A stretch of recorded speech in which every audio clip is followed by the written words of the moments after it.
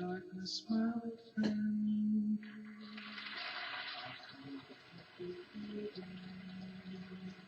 The enemy is not beaten, but he has met his master in the field. I'd like to say hi to Mom back there at home. I know she's worried about me, so tell her Mom. And the vision that was planted in my brain. Diana Ross. Diana Ross. Everybody knows Diana Ross. Do you have it all? 23 years old forever and ever. We are planning simultaneous action in many cities.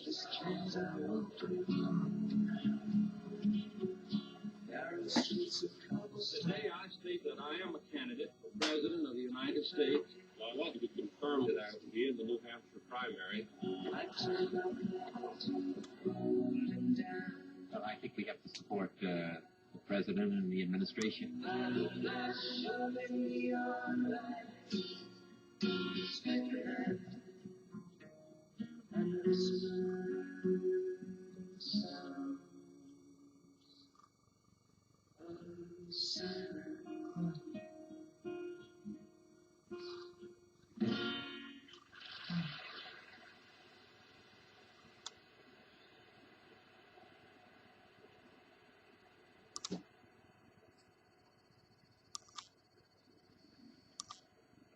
Mr. Speaker, Mr. President, members of the Congress, and my fellow Americans, I was thinking as I was walking down the aisle there tonight of what Sam Rayburn told me many years ago.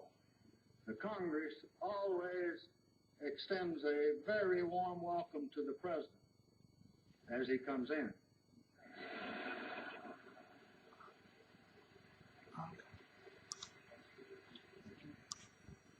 As 1967 faded into 1968, Lyndon Johnson knew he had compiled one of the most important presidencies for domestic policy in history. Our food programs have already helped millions avoid the horrors of famine.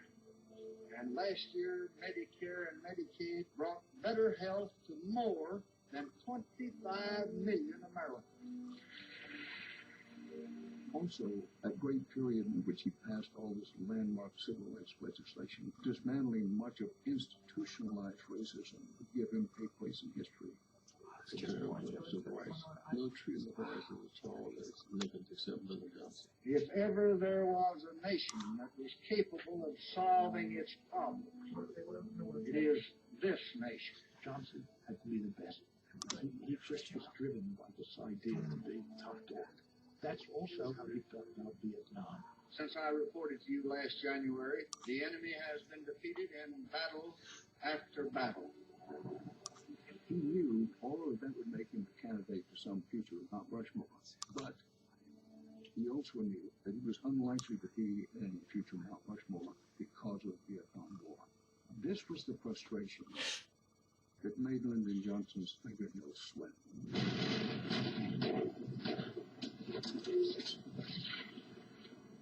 B-52 bombers today made 6 raids on North Vietnamese positions around the United States Marine base at Khe Sanh. Khe Sanh is a Marine base up in the northwestern corner of South Vietnam, and North Vietnamese forces start surrounding and attacking it. 6,000 American Marines and 500 South Vietnamese Rangers are surrounded by 40,000 communist troops. And General Westmoreland says, this is great. This is the big culminating battle that we've won. Johnson is very worried that the outcome of this battle could change the outcome of the war. The eyes of the nation and of all history itself are on that little brave band of defenders at Khe Sanh and the area that is around it. It's hard for me to imagine that the 60s would have turned out the way they did had there been no war in Vietnam.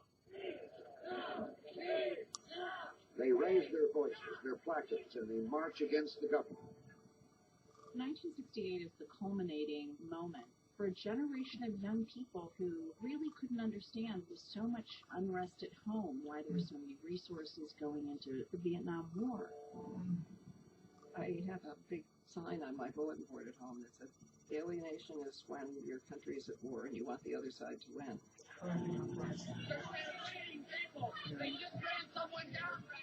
To understand the anti-war movement. You have to keep in mind that the United States had a draft at the time, that every year young men were waiting to find out would their number be the number that's chosen for service. President Johnson orders another 10,500 men sent to the war. And there was also a sense that even if you weren't chosen, your friends were chosen. So you were in it together as a generation.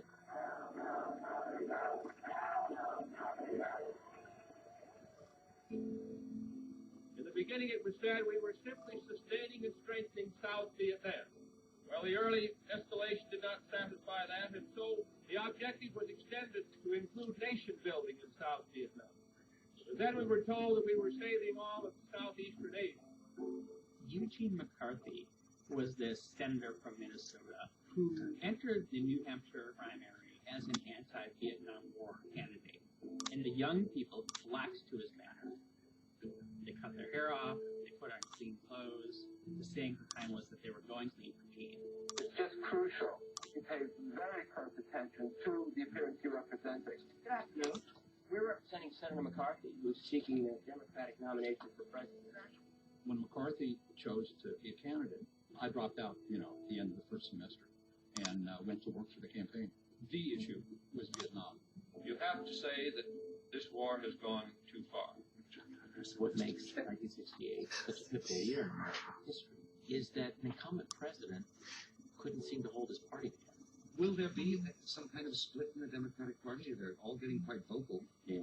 They're saying that if the Republicans nominate a moderate or a liberal Republican, Democrats will come over and support him, and the conservatives in the Republican Party will go over and support Lyndon Johnson. Yeah. Is that possible? Yeah.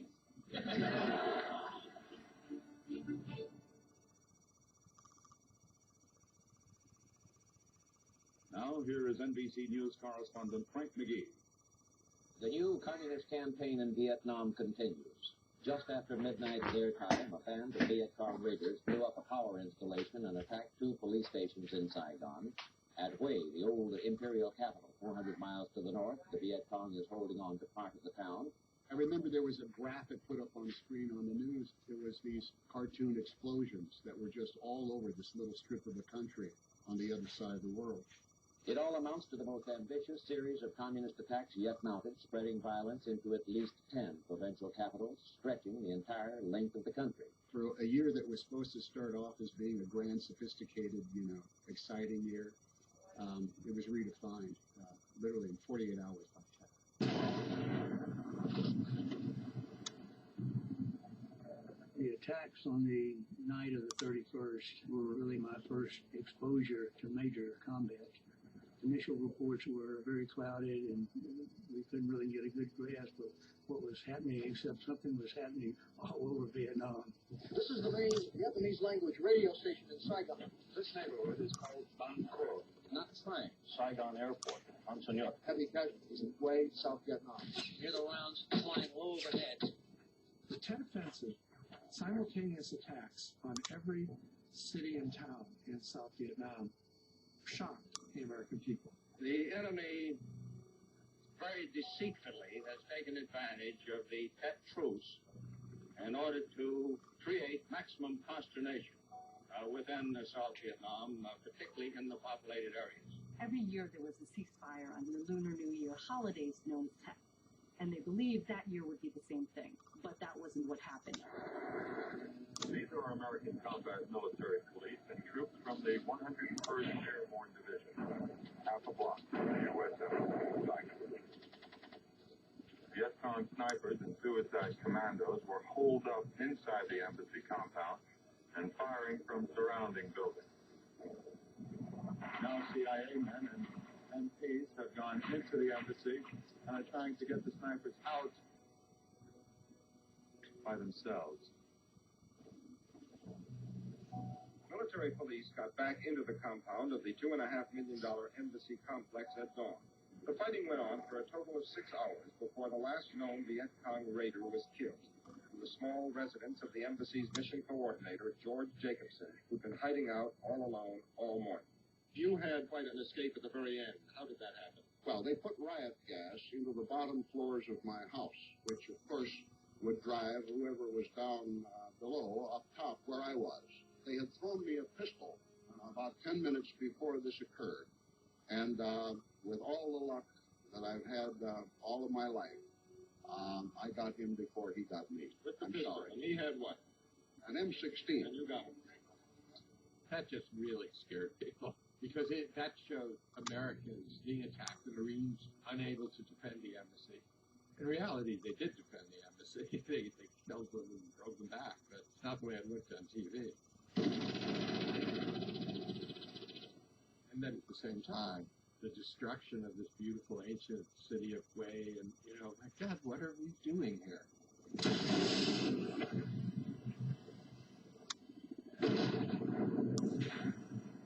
It's been like this all weekend in Hue. One nasty little firefight right after another. Rounds going overhead. A little firefight across the Perfume River. What do you think of it at a time like this? Well, keeping down. Bullets are flying over here too fast. Well, we weren't prepared for combat in an urban area.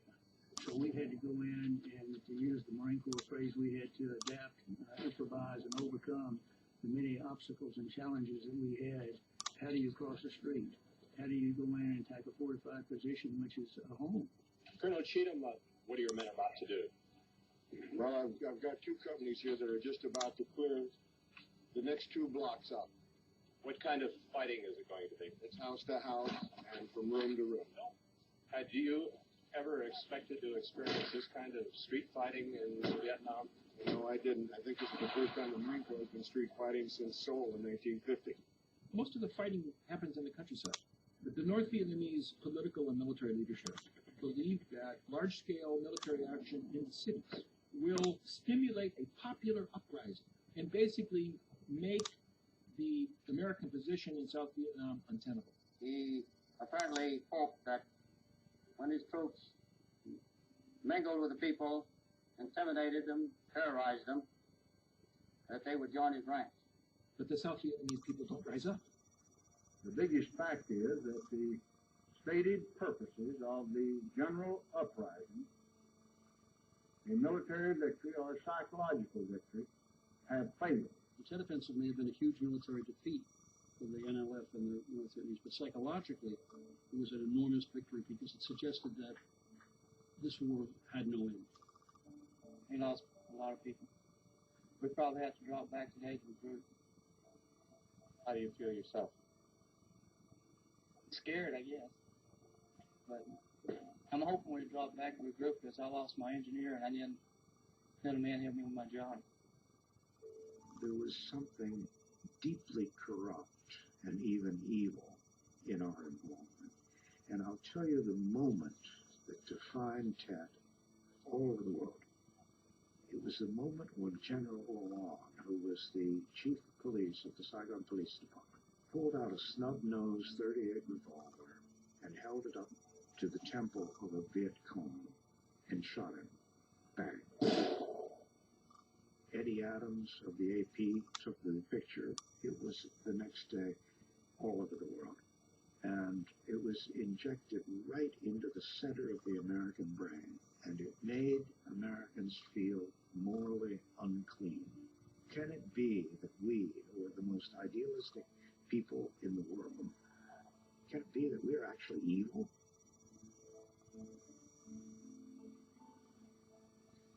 That was what Tet did. Awful sick of her. I'll be so glad to go home. I don't know. It's the worst area we've been in since I've been in Vietnam. You think it's worth it? Yeah, I don't know. They say it would fight for something. I don't know.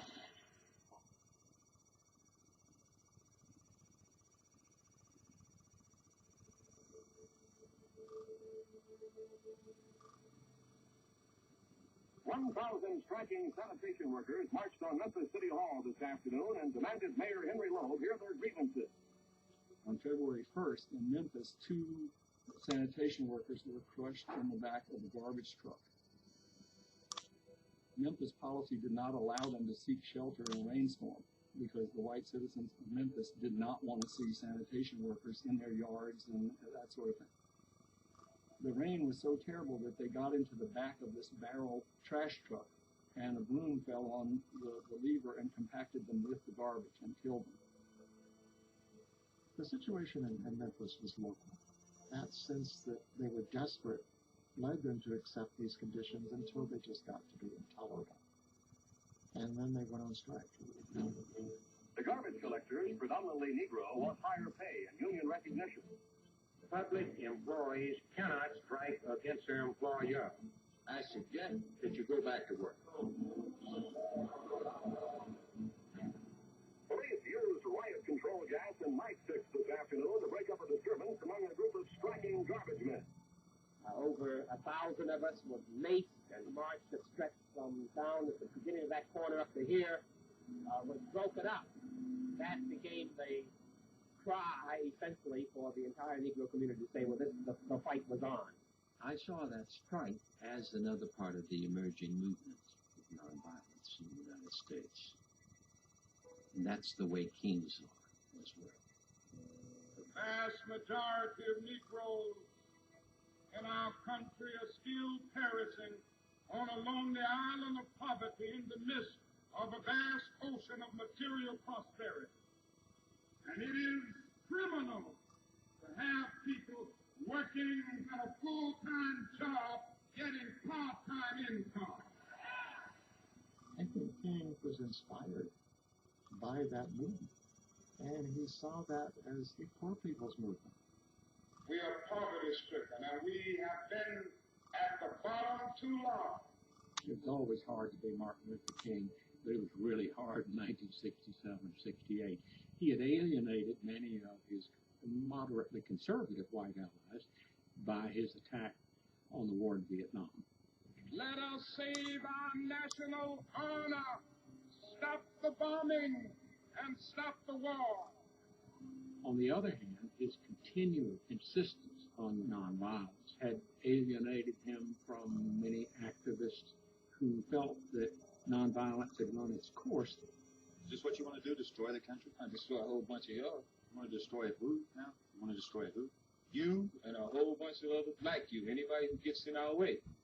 People started saying, we aren't going to get our rights in the Martin Luther King way, so what are we going to do? We're going to build black power. We're going to build black companies. We're going to build black organizations. We're going to have our own power center.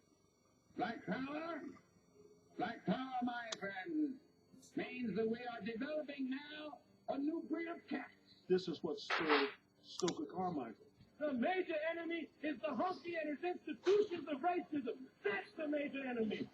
This is part of what spurred the Black Panther Party to organize. The pigs and their mentors, the people who control the pigs, the power structure. So there was a sea change in the civil rights movement and its goals, and that impacts the black perspective being played out every day in American society.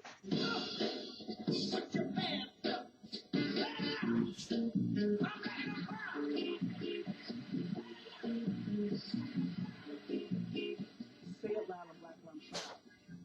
There's no ambiguity there. This is a civil rights anthem. This is a black power anthem. I want you to know that I'm a man, a black man, a soul brother. James Brown had been the dominant black musical figure. He was the best showman by far in any genre of music. He also was a smart businessman. He took over booking his own shows on radio stations. This is Tony Scott from WRDW, Augusta, a James Brown station. So he was the hardest working man in show business. Then he becomes soul brother #1. He's black and he's proud. Mr. Brown is #1 soul brother in the United States. You know, there's no question that James Brown was a huge influence for Sly Stone. You hear it in the music. But Sly Stone was different. There were women, and the band was integrated. That was a big deal.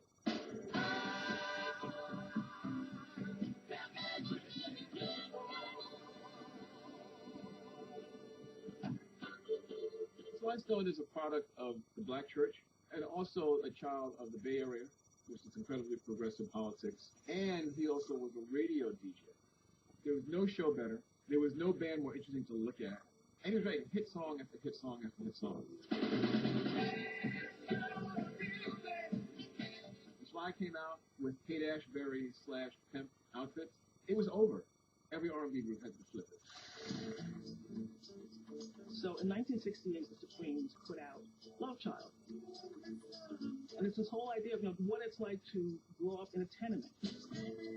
I started my life in an old, cold, rundown tenement slum.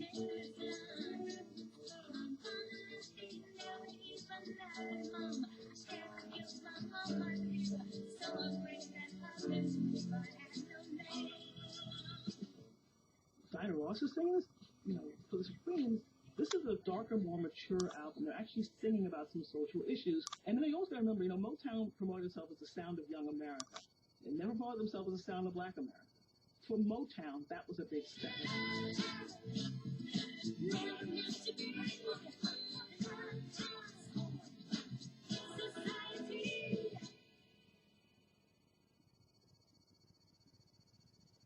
Have you thought about graduate school?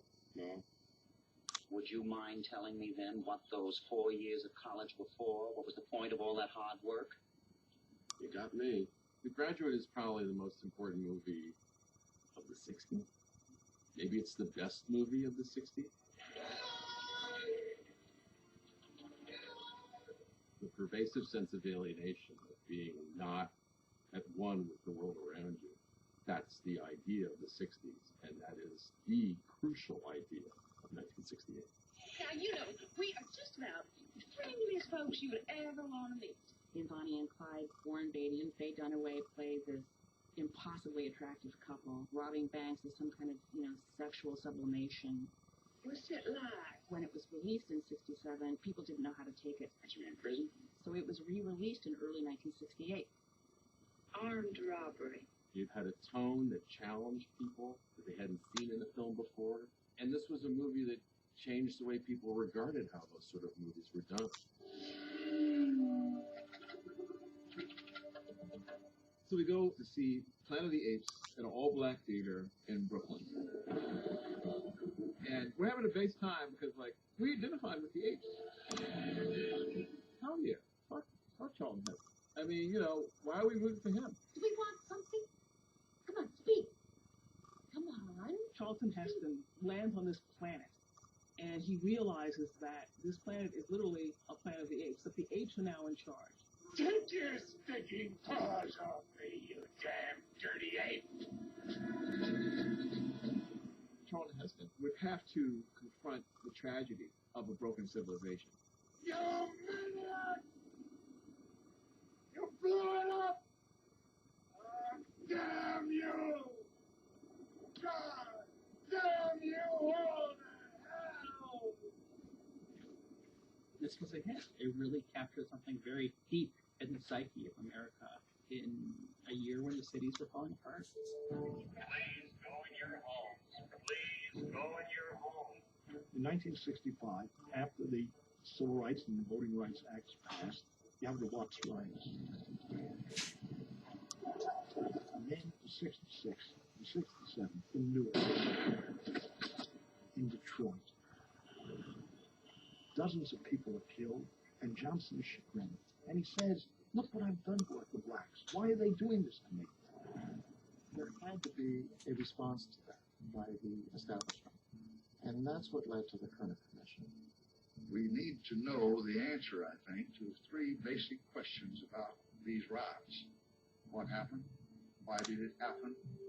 What can be done to prevent it from happening again and again?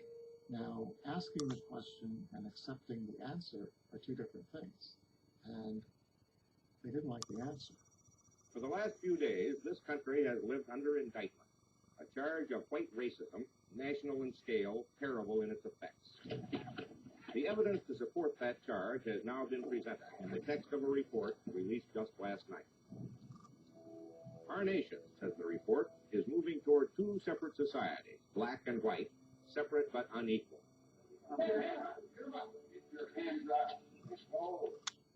You tell people about the Civil Rights Act that we would have more freedom, and you tell them that they'll pass this law and we'd have this. When you give people hope, and you don't fulfill that hope, then you are more likely to have problems. Every time I come to town, you overcharge me for everything I get. And how in the world do you expect for me to get it? Then if I go out here and steal something, now That's what make criminals out of people. You're not going to give them nothing, just enough to keep you eating. Yeah, I eat breakfast this morning. I don't know where dinner comes from. How do you think I feel? In 12 out of 24 riots studied by the Commission, the spark that touched off disorder was a violent response of our own institution. First one dropped her hand, dead. The answer was that American institutions created this, and that it was going to take a lot of resources to deal with it. If the police in this country could just run it for about 2 years, then we could walk in the parks and on the streets in safety, and you are doing it. George Wallace is a Southern segregationist politician and a former Democrat. He runs for president as an independent and taps into the deepest wellsprings of American rage and reaction. Well, I think that the Negro, no doubt about it, has got out of hand. And I think Wallace will enforce law and order. You can see character in his eyes. You know, a little spunk to him, a little backbone, you know. That's what the American people need. Wallace realized that if you could remove overt racism from conservatism, that lots of Americans would go for it. Because they were tired of the rights revolution. It was too much change for them too fast. Well, let's come to the basic question. Would you let your daughter marry me? I don't even want to, in fact, I don't even want to get into discussion of race, really, because the most important thing in our country is maintaining law and order. Race relations are going to work themselves out. I don't believe in intermarriages of Negro and white. I'm candid and honest about it. I don't think it's good for either race. I think the races ought to remain intact. One of the most astute men in the field of politics and world affairs on the scene today. Ladies and gentlemen, the former Vice President of the United States, Richard M. Nixon. When 1968 begins, it's an open question whether Richard Nixon can win anything. You have that stigma as a loser, yes, because of losing 2 big contests. How do you plan to combat that? The way you combat it is to win something. Nixon lost 2 big elections to Jack Kennedy, and he lost to Pat Brown in California. And people would say the guy's a political loser, talented, yes, but a loser. America will be watching on March 12th. Let the message go out from New Hampshire. The people of New Hampshire want a change, and America will have a change in November. Thank you. Television is a vital political meeting place. To be successful, a candidate must use the medium, and use it well. Richard Nixon prefers informal, no-holds-barred discussions. New Hampshire was the first time we saw a new innovation in televised campaigning. Richard Nixon's aides would gather a group of ordinary citizens and have them, instead of the media, asking questions. Any further questions that you have? And they made it look like Richard Nixon was this brave truth teller who was willing to face down any critic, when in fact it was completely staged. This is the Nixon Answer, in which Richard Nixon discusses the issues with citizens of New Hampshire. Lawlessness, crime, is a major problem in this country today. We talk about civil rights. You know what the most important civil right in this country is? It's the right to be safe in the streets, to be safe in your home. Nixon's campaign in New Hampshire was a classic. There is a new Nixon, the reporters were saying. He's much better disciplined. He also is more relaxed. He takes criticism well. I plan to shake a lot of hands, and I have a good, strong hand, and I also like to talk to people. The intelligence of the old Nixon combined with the better behavior and outlook of the new Nixon. That's the candidate in 68. I am myself, and I'm going to continue to play that role. If people looking at me say that's a new Nixon, then all that I can say is, well, maybe you didn't know the old Nixon.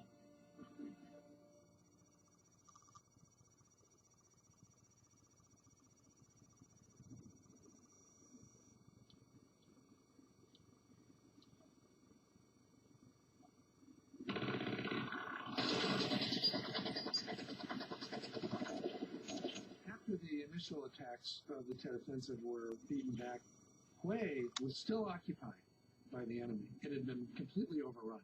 The North Vietnamese are deeply entrenched in buildings and bunkers, carefully camouflaged, waiting for the Marines to move forward, to gun them down in the open. They have been holding on for 3 weeks in what has become the longest, bloodiest battle of the war. Initially, especially when we went into the Citadel. The Citadel being a fortress that was roughly 4 square miles. It was occupied by some 7,000 NVA. What remains of an old tower fortress built more than a century ago again is put to combat use. That's the North Vietnamese strong point. That's where the rocket firing had been coming from. Now the Marines are trying to silence the firing with grenade launchers. I had a strong group of Marines. They were magnificent in every way, unwavering and going forward under intense fire.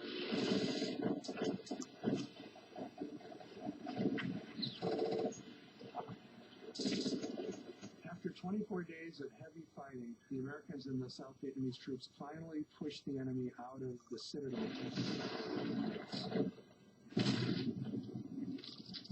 The estimate was that 80% of the city was damaged or destroyed, and 80% of its population was homeless. In order to preserve the city of Hue, we had to destroy the city of Hue. Whatever price the communists paid for this offensive, the price for the Allied cause was high. For if our intention is to restore normalcy, peace, serenity to this country, the destruction of those qualities in this, the most historical and probably serene of all South Vietnam cities, is obviously a setback. Walter Cronkite in the CPSC used had a very large audience, and when he delivered what he did from Vietnam, it had an impact. But it is increasingly clear to this report that the only rational way out will be to negotiate, not as victims, but as an honorable people who lived up to their pledge to defend democracy and did the best they could. He felt he had a public obligation to actually share with the Americans the fact that, our government is not telling us the truth. No matter what we say, it is our napalm burning thatched huts, our anti-personnel bombs being used against simple people, our gas reported to be non-lethal. The other day was reported to kill only 10% of the adults who inhale it, and 90% of the children. So it's only semi-lethal. The big surprise of the first primary of Campaign 68 has been the strength of Senator Eugene McCarthy. They hoped for perhaps 35%. The total they ran up was a dream come true. The results on election night gave us a sense that there was a real opportunity here. We even got the feeling like, well, maybe we can run a national campaign after all. Let's take a run at this thing. The McCarthy vote was just not a peace vote. It was an anti-Johnson vote on many other issues. Mr. Nixon, do you think you can be stopped now? Let me put it. Well, sir, that's a fair enough question. I can say this: I'm not going to stop myself. That's for sure. New Hampshire was critical, because you know what? We looked at the numbers, and Nixon's total in New Hampshire was more than all the other candidates in both parties combined. New Hampshire was a significant turning point. It locked in a certain popularity that he had. And at the same time, you had the Democrats fighting among themselves. The president and his advisors are most concerned about what tonight's returns mean in terms of Bobby Kennedy. McCarthy worked hard, had good financing and good organization in New Hampshire, one of the president's advisors says, but McCarthy and New Hampshire don't mean a thing unless they mean Bobby is coming in. Would this encourage you at all to change your position supporting I have no President plans at Johnson? the moment, other than, as I say, maybe I'll have something further to say after I see the rest of the figures. Would you accept a draft on it? I don't think anybody suggested that. Well, I'm suggesting it now. Would you accept it? I don't think that's a practical matter. Would you refuse it? Well, I don't think, will you accept one? I don't think anybody suggested that that's going to happen. All of Bobby's more seasoned political advisors were saying, you don't depose an incumbent president. All you're going to do is rip the party apart and make sure that Nixon or whoever's going to win. He was also worried that if he ran against Johnson, people would chalk it up to Bobby's ruthless desire to be president or his loathing of Lyndon Johnson. Bluntly put, Lyndon Johnson and Bobby Kennedy hated one another.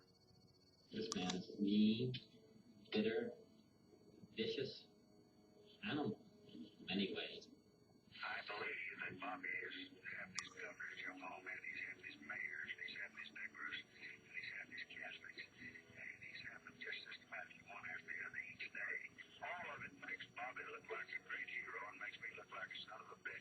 Bobby Kennedy doesn't go after LBJ until he's politically wounded.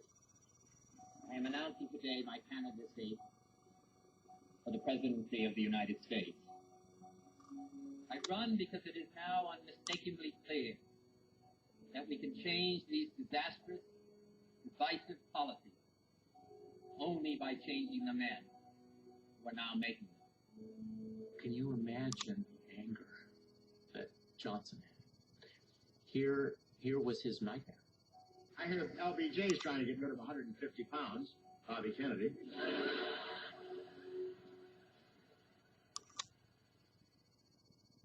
Make a sweep all the way down from London back to Cleveland.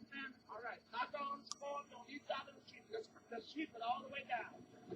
Today in Memphis, a 3,000-man protest march led by Dr. Martin Luther King Jr. in support of a 7-week-old city sanitation workers' strike. The strike has turned into a major racial issue in Memphis. We were an orderly march going up the main street. I was in the middle of it, and there were some unruly people, no doubt loud people, and I saw the police in a phalanx and said to myself, they're going to break up this march. Then suddenly there are a handful of men busting a window over here. Chaos has just broken out downtown. Negro youths are smashing windows.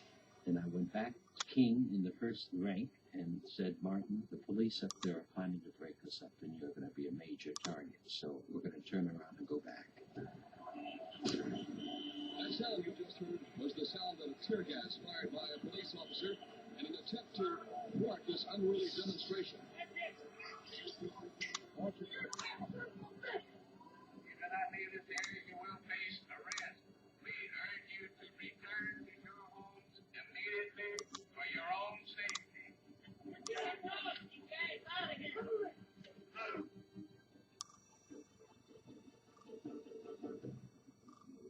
We must not allow the events of the day to cause us to let up. That would be a tragic error. There will be continued marching.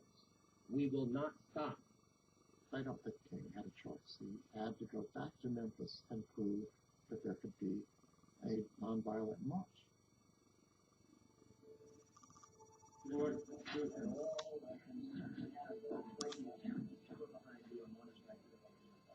Good evening, my fellow Americans. Tonight I want to speak to you of peace in Vietnam and Southeast Asia. No other question so preoccupies our people. It is a new war in Vietnam. The enemy now has the initiative. Now, there are finite limits to the destruction Vietnam can absorb. There are only so many buildings and so many people. The time is at hand when we must decide whether it's futile to destroy Vietnam in the effort to save it. We are prepared to move immediately toward peace through negotiation. Daddy tried to the end to get peace with Vietnam. I'm no goddamn fascist. I'm trying to settle this thing. Both daughters, husbands are going out. One of them's going to Hawaii and the other's going to Maine. Right there in the middle of it. God knows I'm more concerned than anybody. I followed Chuck out to get on the plane to Vietnam. And so there's a picture of Chuck and me carrying this tin of cookies. And before he left on the airplane, I am now pregnant, but it's secret. And he says to me, I have signed my will, and if I'm killed, the Marine Corps will take care of everything. Now, as in the past, the United States is ready to send its representatives to any forum at any time to discuss the means of bringing this ugly war to an end. By the end of March, President Johnson was in despair. Bobby Kennedy, his great nightmare, was in the race. I'm interested in the future of this country and what this country must stand for. And I don't think it's been satisfactory up to the present time. So this on top of all the other bad news that he had in March. Pushes. Then they're bringing. I am now pregnant, but it's secret. And he says to me, I have signed my will, and if I'm killed, the Marine Corps will take care of everything. Now, as in the past, the United States is ready to send its representatives to any forum at any time to discuss the means of bringing this ugly war to an end. By the end of March, President Johnson is in despair. Bobby Kennedy, his great nightmare, is in the race. I'm interested in the future of this country and what this country must stand for. And I don't think it's been satisfactory up to the present time. So this, on top of all the other bad news that he had in March, pushes LBJ over the edge. Finally, let me say this. He told very few people about the last part of his March 31st speech. Of course, Mother knew that he was going to do it that night. I talked to him and said, please, don't do it. But Daddy had made his decision. With America's sons in the field far away, with America's future under challenge right here at home, I do not believe that I should devote an hour or a day of my time to any personal partisan causes or to any duties other than the awesome duties of this office. He just was worn out. Accordingly, by all of these heavy, heavy burdens. I shall not seek, and I will not accept, the nomination of my party for another term as your president. I stood in the wings and cried. Good night, and God bless all of you. But I think it lifted a lot from his shoulders. And he said, I did the best I could. It was very hard. It was just very, very hard. In terms of politics, it's still a long time. A lot of things can happen. The next President of the United States, Hubert Humphrey. Richard Nixon. I've come to Oregon. We had rather successful primary there. This campaign train is on a life or death mission. At Columbia University, students barricade the university building. The students push forward and the police push back. Washington, Chicago, Detroit, New York, racial confrontation, Violent, the state of emergency. I'm seeing the glory of the coming of the Lord.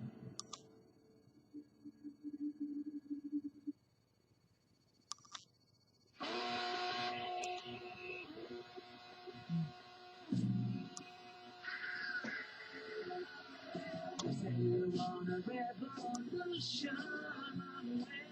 Well, you know we don't want to change the world. We're tired of full-time jobs for part-time income. Tell me that it's revolution. Well, you know we don't want to change the world. Is this what you want to do, destroy the country? I destroy a whole bunch of you. But when you talk about destruction, The American embassy is under siege. you know that you can count me out. The country's going to get a new president next time. All right, We are planning today new marches. all right, I know where they are. It's worse. So we stay alive day to day. all right. I will not accept the nomination of my party for another term as your president. No question about it, this was a bombshell politically. I don't think it's a job, Bob. I think it'll be a good thing for the party.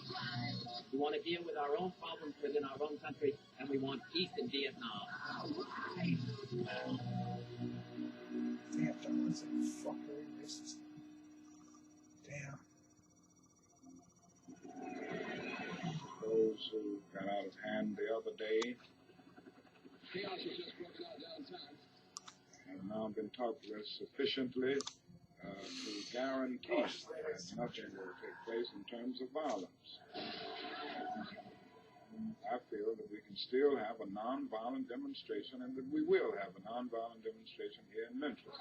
The important thing is that we are not going to be stopped by mace or injunctions or any other methods that the city plans to use, and I think they're making a grave mistake because this will bring much more support to the movement. There had been violence the last time he marched. So King comes back to Memphis to prove that he can lead a peaceful demonstration. We feel that this is something we have to do. The nation needs it. The movement needs it. Above all, the poor people of our country need a dramatic movement. There is a noticeable change in the mood in Memphis. People are concerned, and King gives a speech to galvanize his supporters. All we say to America is be true to what you said on paper. There's an injunction against marching, but King is very, very defiant in that speech. He's saying they're still going to march. Somewhere I read of the freedom of assembly. Somewhere I read of the freedom of speech. Somewhere I read that the greatness of America is the right to protest for rights.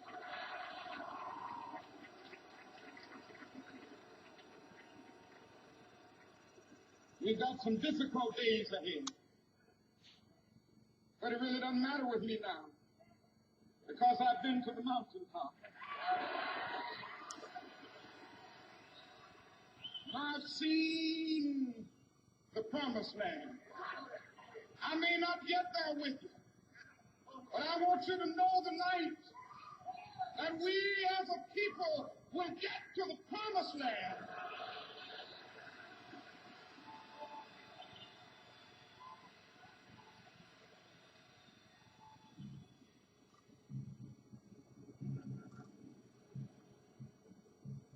The next day, we had breakfast that morning, all of us sit together.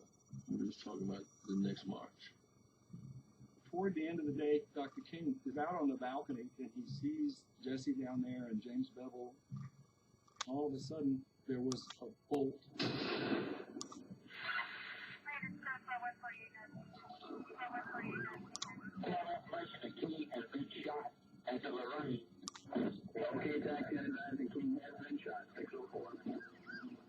We heard what sounded just like a firecracker, loud, real loud shot. And I heard somebody holler, "Oh Lord!" And then I turned around and went back to where he was, and he had fallen backwards. Police put out a bulletin for a young white man who witnesses saw flee immediately after the shooting. God knows this is the most tragic thing that has ever happened in my life. It was so sudden, so powerful. You couldn't have overtaken it. I remember Reverend Abernathy saying, back up, my dearest friend has been shot. I got up and went to the phone and called Mrs. King. So Mrs. King had Dr. King, I think, had been shot in the shoulder, I think. I couldn't say what I saw. His wife was notified in Atlanta tonight, told only that he had been shot in the shoulder to spare her any further concern and alarm as she flew back to Memphis. Whether she has arrived there or not, we have not been advised.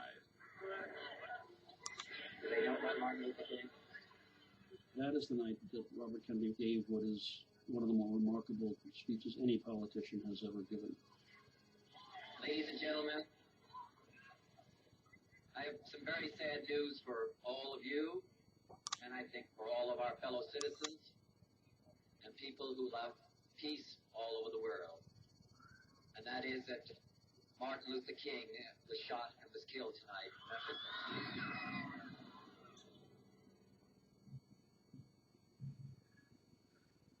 Tennessee was on fire.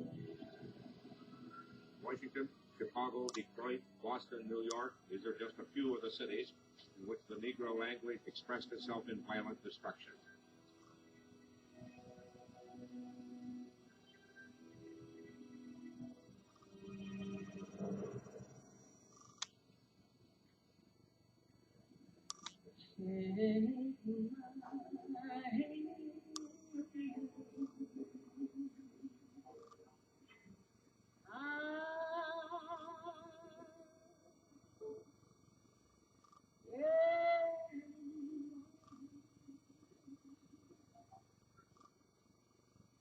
I've been to the storm.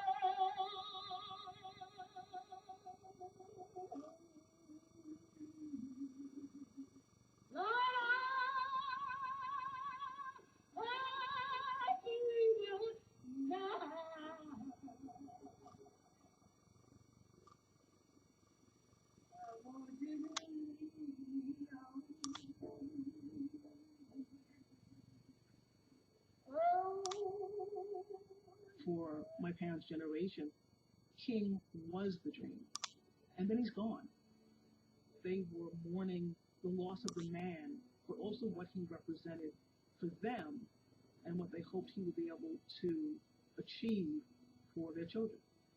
We've lost something, and we feel it deeply. We feel it. I don't think Americans should mourn Martin Luther King. I think they should mourn themselves.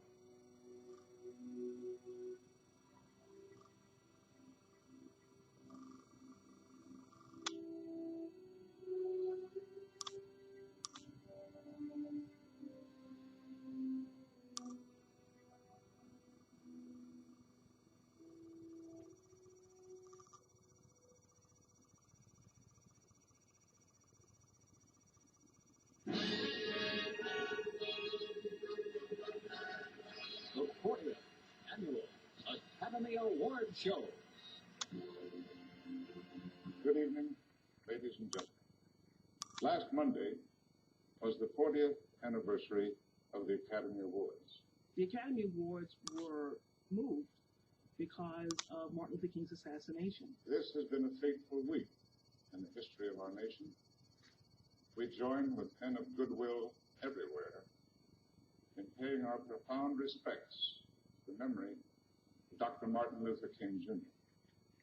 It was his work that brought about the increasing awareness of all men that we must unite in compassion in order to survive.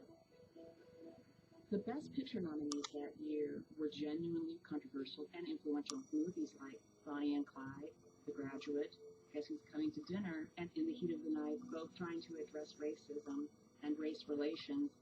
Virgil, that's a funny name for a Negro boy that comes from Philadelphia. What do they call you up there? They call me Mr. Tibbs. In the Heat of the Night, Sidney Poitier was playing a black man who was strong, who was smart, who was decisive. The movie takes place in the Deep South. Let me understand this. You two came here to question me? We were just trying to clarify some of the evidence. Was Mr. Colbert ever in this greenhouse, say, last night about midnight? This is 1968. You don't have black men hitting white men in movies and getting away with it and living to tell the tale anyway. And he does. There was a time when I could have had you shot. Sidney Poitier completely holds his own, not just as an actor, but as the character, Virgil Tibbs. At its core, it's a murder mystery, but it's also about the way America is starting to change. The winner is In the Heat of the Night, Walter Matthau.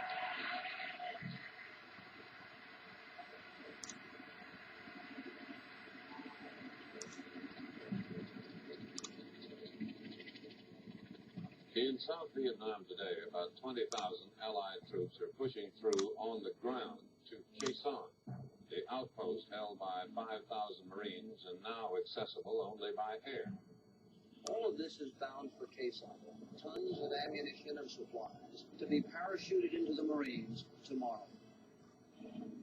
Have you been here 2.5 months since the heavy shellings are going on? I got here, I arrived at Khe Sanh the 19th of January, and we got hit the 21st, so it's been a long 2.5 months. President Johnson was absolutely determined to hold the Marine base at all costs. More than 200 Marines have died here, 800 seriously wounded.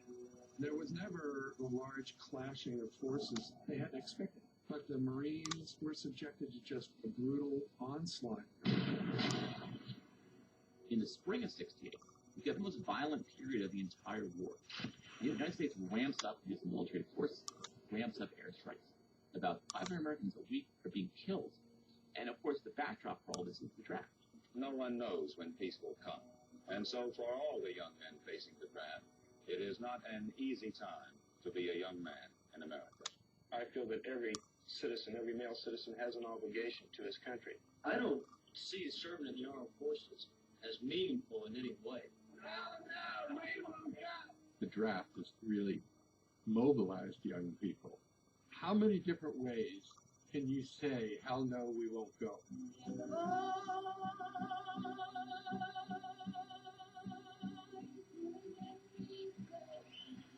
My name is Chris Brown from New Jersey.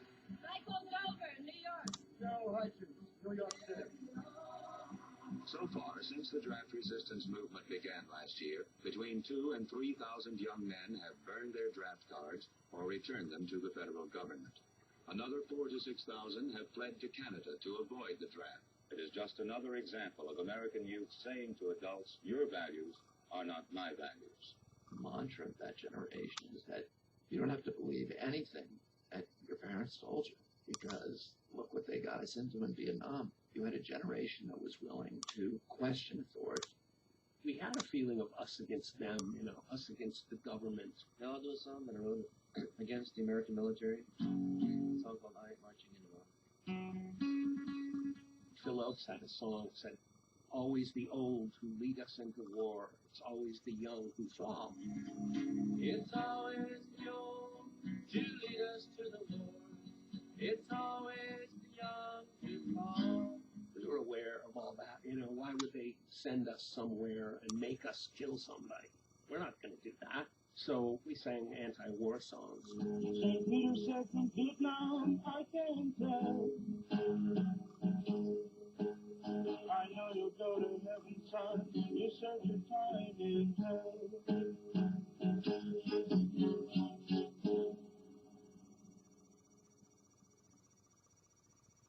We're messing ourselves up shows in many ways. It shows in the racial hatred in this country. It shows in the fact that at this very moment, 500,000 of our friends and our brothers are killing and dying in a jungle 10,000 miles away. And it shows in those cards we all carry in our pockets. When I'm finished, I'm a free man today. By 1968, colleges were kind of the frontline place where much of the protest of this period plays out. You saw the creation of SDS, Students for a Democratic Society, which organized activists college campus by college campus. In the spring of 1968, I found myself the chairman of the Columbia chapter of the Students for Democratic Society. We are interested in Columbia. We would like to change it. We would like to make it free of these racist elements. The central issue was Columbia expanding into black neighborhoods and destroying them to build more of Columbia. Also, Columbia was involved in secret research for war strategies. We felt that it was our duty to stop it. The war research was symbolic of the war itself. The expansion to Harlem we called institutional racism. On April 23rd, there was a rally called, and all of these students showed up, and it turned out to be a huge crowd.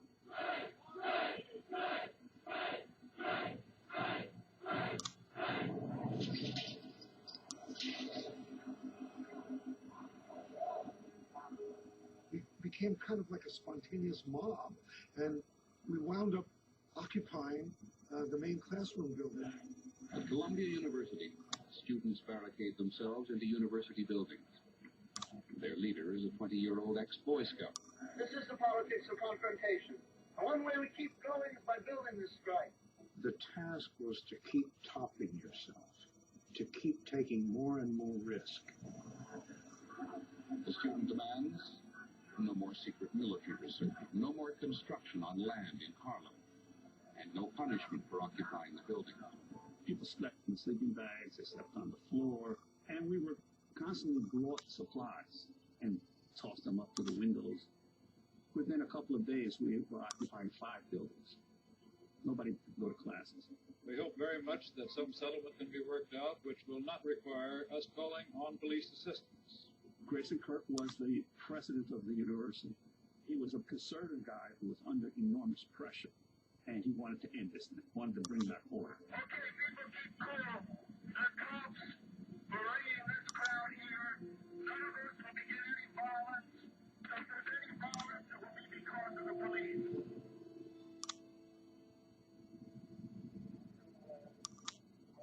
Gentlemen, show them the sign will look on the building. President Grayson Kirk makes what he calls a painful decision and invites in the police. The police came in on some kind of rampage.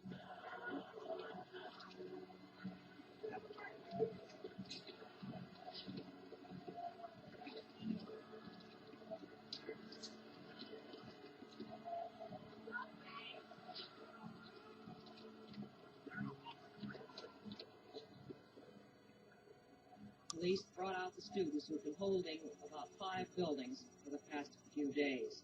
What everyone feared took place. That's what the cops did.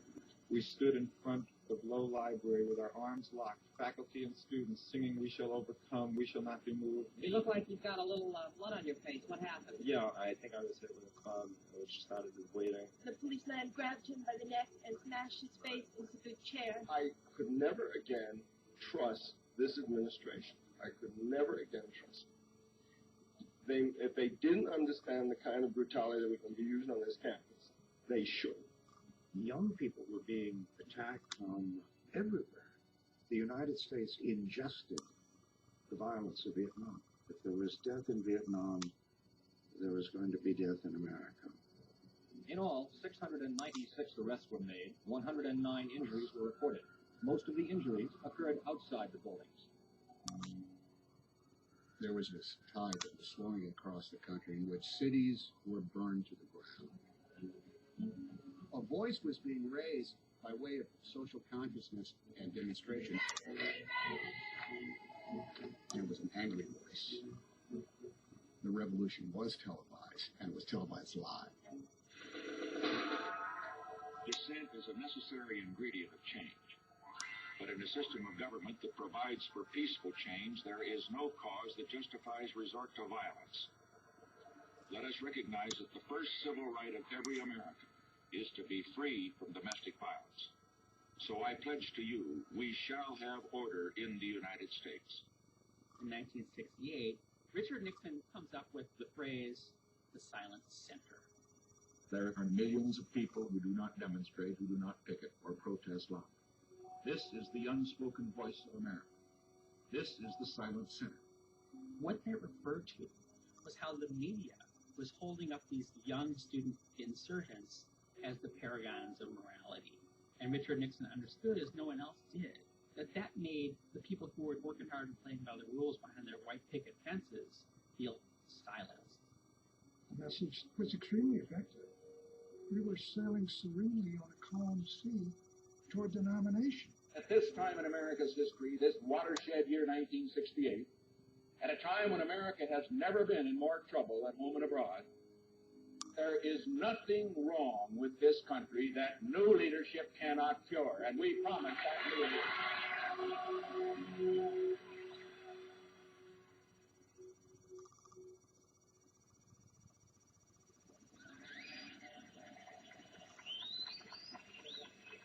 This very large crowd of students have come to greet Senator McCarthy at South Bend, Indiana. This is the state in which he's going to have to meet with Senator Robert Kennedy head-on.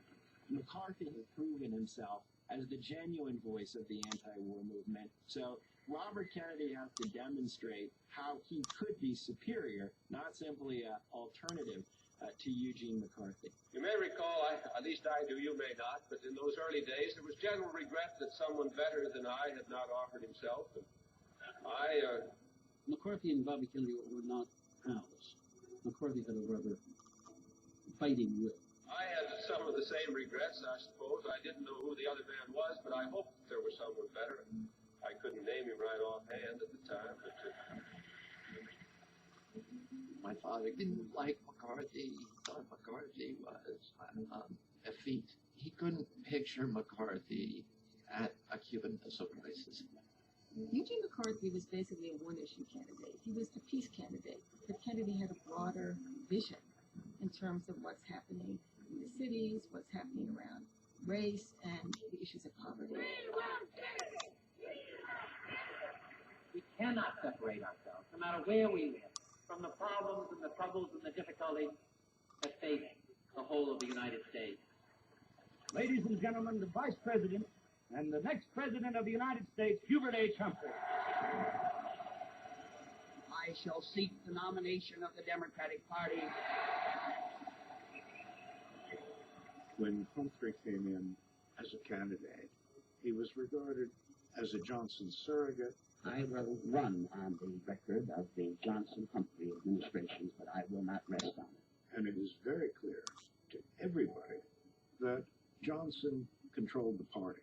President Johnson will do what he can to help Humphrey win the nomination and to see that Senator Robert Kennedy does not get the nomination. who would be nominated by the Democratic Party wasn't necessarily going to be determined by the primaries. It would be nominated by the people who controlled the levers of power, and that was Lyndon Johnson and his political machine. And it was Vice President Hubert Humphrey who would be the beneficiary. Nevertheless, if McCarthy-Kennedy amassed enough delegates through the primary process, they might be able to put pressure on the Democratic machinery. Indiana's May 7th primary is critical to the Kennedy strategy of demonstrating to party leaders across the country that he's the one Democratic candidate who can win big. Indiana can decide who is going to be the nominee for the Democratic Party, and therefore very likely who's going to be the next president of the United States. McCarthy couldn't get any black vote. Bobby Kennedy managed to get black vote and also get a lot of the established Democrats, so his support looked very broad.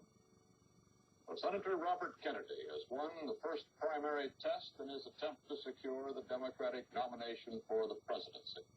My father really focused on the people in this country.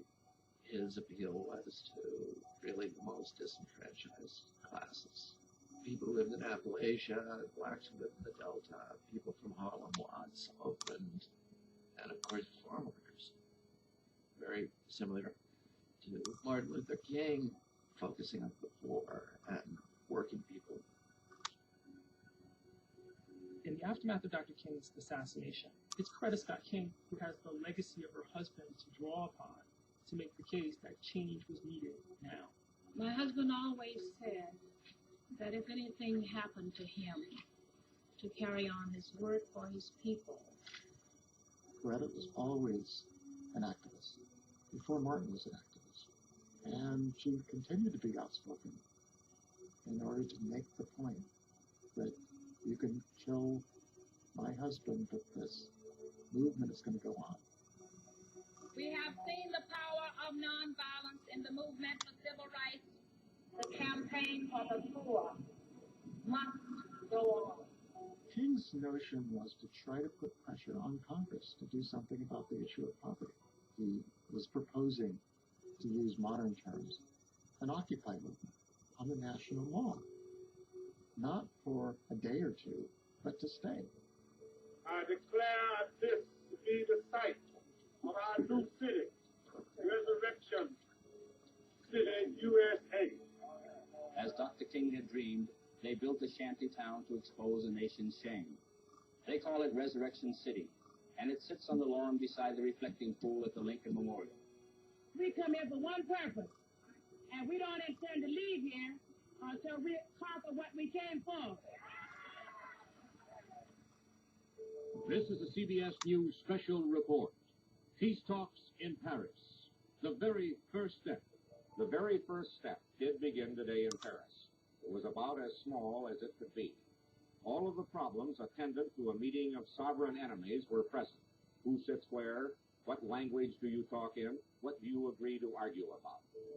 There were tremendous expectation on the American side about these talks. When the delegation first arrived, they just took hotel rooms because they thought, well, this is only going to be a few weeks, and then we'll get a negotiated settlement. The president is disappointed that the North Vietnamese today were unwilling to discuss anything of substance. And then after a while, they had to rent apartments because it was going to drag on a lot longer than they thought. It is already Saturday in Vietnam, and the latest communist offensive is now in its 6th day. It may be that the communists are trying to remind the negotiators that the Viet Cong must have a seat at the conference table when the future of Vietnam is discussed. Well, it's a real horse race out in Oregon, and in that Democratic primary there that could mean so much to the presidential hopes of Senator Robert Kennedy and Senator Eugene McCarthy, it's too close, the CBS News estimate says, to call. Senator Kennedy did make clear over the weekend that the outcome in Oregon he felt was crucial to his hopes for the nomination. I can't lose. I can't afford to lose if I'm going to remain a very viable candidate. Oregon was just as bad a state as you could imagine for Bobby. Very few minorities, very suburban, middle class, or progressive, but kind of polite. And he never clicked there. Oregon was a McCarthy victory. We were certainly feeling euphoric that night. Every wagon train got as far as the Missouri River, but the real test began once you crossed the Missouri and started up the Oregon Trail. And now, of course, we're on to California. The shockwave is spreading slowly through this Kennedy election headquarters. The only word adequate to describe the result appears to be catastrophic. Kennedy had lost, but you saw on display something that doesn't get talked about nearly enough, which is Bobby's humor. Based on the return, I think a entirely new look at my whole organization, my whole campaign is in order, which I've done, and I've decided to send my dog Freckles home.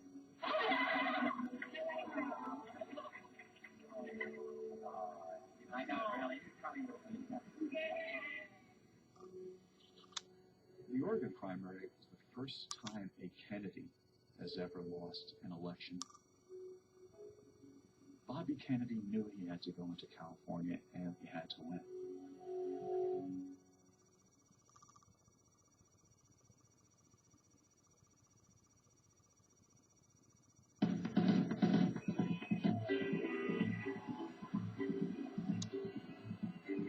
This campaign train is on a life-or-death mission. Robert Kennedy's fate as a presidential candidate now hangs on the outcome of the California primary. The crowds have been good this Memorial Day in the sun-drenched San Joaquin Valley. Bobby Kennedy, having lost Oregon, knew that he had to win California, and that would be his ticket to the convention. Kennedy is back among his people. And after the satisfied prosperity of Oregon, which failed to respond to Kennedy's approach, the senator is again turned on. He was a rock star. It gave him a kind of courage and power to keep going. Part of our job, everybody had to wrap your arms around his legs so he wouldn't get pulled from the car by his admirers. He campaigns so hard that his hand is swollen. He loses his voice. Here in Los Angeles and California, you will have made it possible, and I will work with all of you. Give me your help. Give me your help.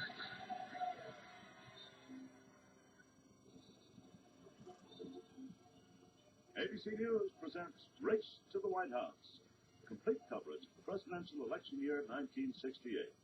Tonight, the California primary, coverage of today's presidential primary in the Golden State.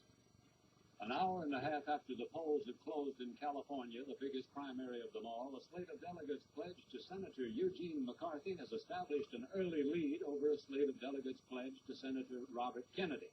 On the last day, the early returns were not good. Bobby kind of sat nervous like a little boy, worrying. That doesn't mean anything. 49 to 38. That doesn't mean anything. Los Angeles will be counted until 10 o'clock. Why did he get 49% and I got 38%? Probably Hillsborough. But returns got better, and Bobby was reassured that he at least had a fighting chance. With almost a quarter of the precincts having reported in now, Kennedy does lead with 44% of the votes. Whoever gets a plurality gets all of California's delegates. If Gene McCarthy loses, what happens to your political life? Well, if Gene McCarthy loses, I guess I'll have to vote for Kennedy. Final total would be Kennedy 48%, Senator McCarthy 41%.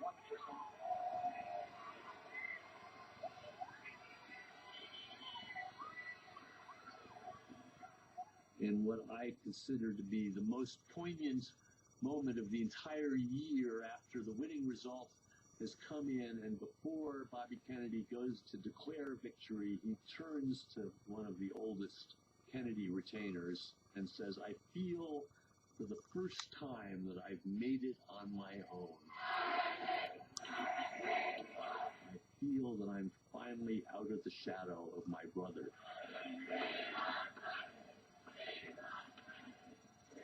Thank you very much.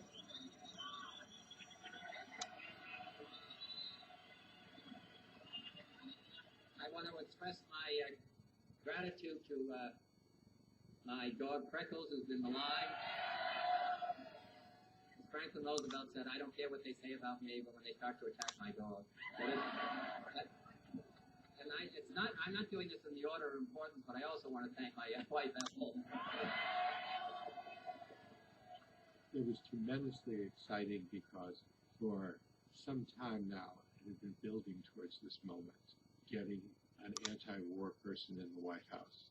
And now John, I think it's really going to happen. My thanks to all of you, and on to Chicago, and let's win there.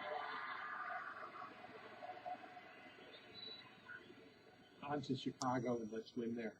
I can just still hear him saying it. His aides want him to rush to a press conference.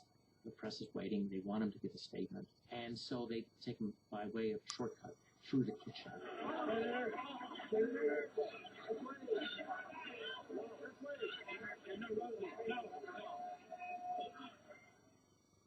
And that's where Sir Hensford was waiting for him. Senator Kennedy has been shot. Is that possible? Is that possible? Senator Kennedy, oh my God. Senator Kennedy has been shot. Ladies and gentlemen, we've kept the air on because we've heard an alarming report that Robert Kennedy was shot in that ballroom at the Ambassador Hotel in Los Angeles. A very loud noise like a clap of thunder was heard. The great irony is, through all the fear of crowds and tumult, it was trying to avoid crowds that took him through that kitchen.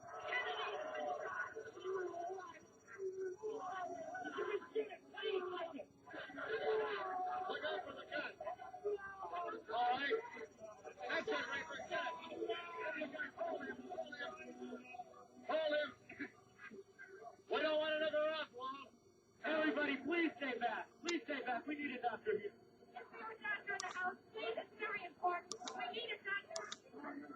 Please, please leave the room.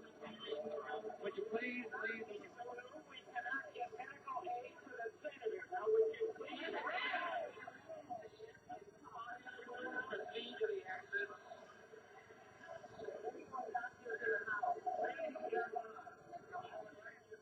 After he's shot, he says to Ethel, "How bad is it?" And then he says to the ambulance attendant who comes in, please don't lift me." And those are his last words before he goes into a coma. There was very much the sentiment, how much is too much to take.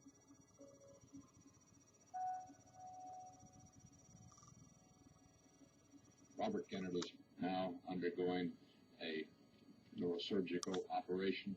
He is said to be in very critical condition.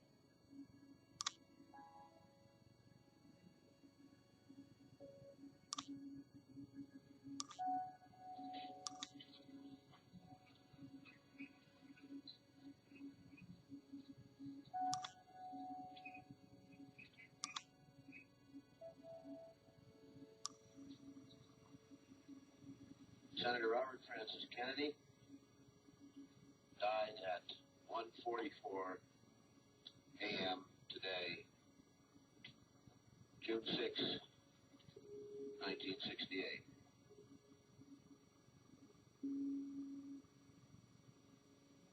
He was 42 years old.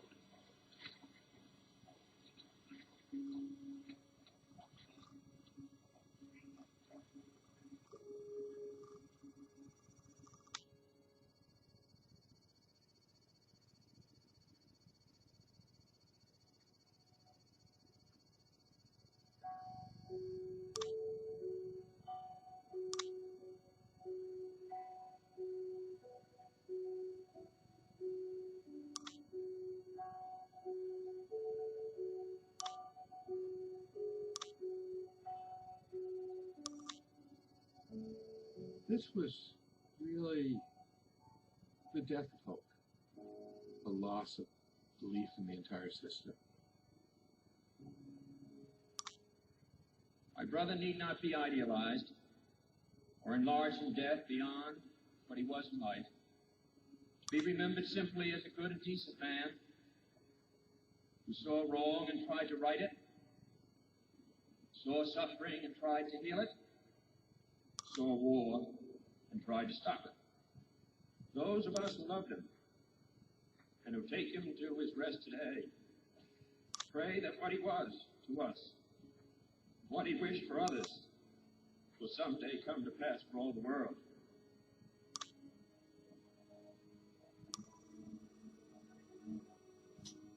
Well, feel almost like hiding my face as an American that something like this could actually happen.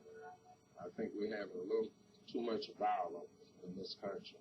They go after the good men like John Kennedy, Robert Kennedy, and Martin Luther King.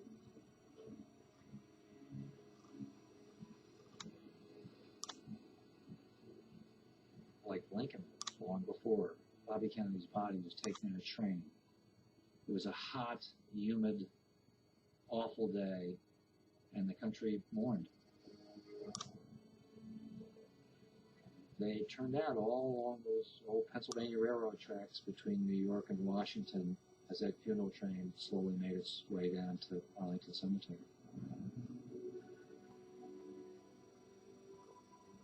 I'm heartbroken.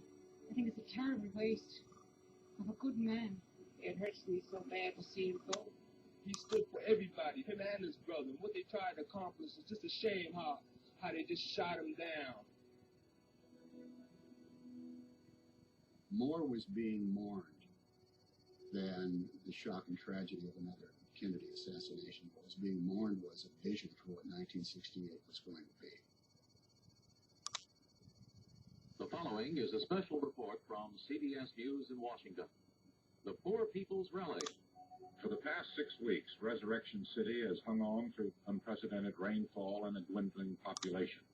The Poor People's Campaign built Resurrection City to finally address racial and economic injustice in the United States, but ends up the tragic disappointment. It's one of the rainiest months in the nation's capital. They are living under deplorable conditions. Many of the poor who came see their high hopes trickle away in disillusion. The campaign is at a virtual standstill.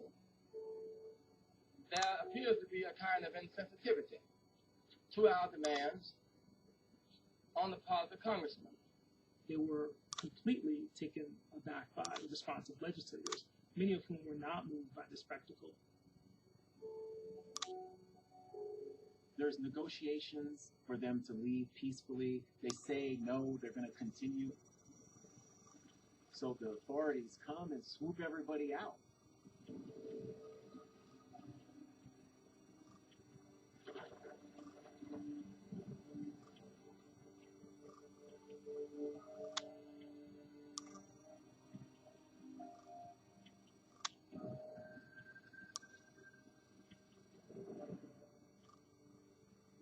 Poor people like myself and other poor people, he can't get no kind of help from nobody. Look at Mr. King.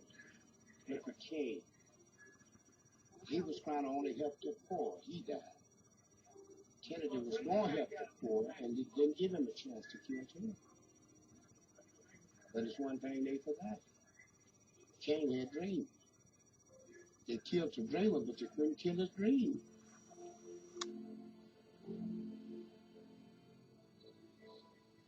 By late spring of 1968, a lot of Americans believed that things can't get any worse.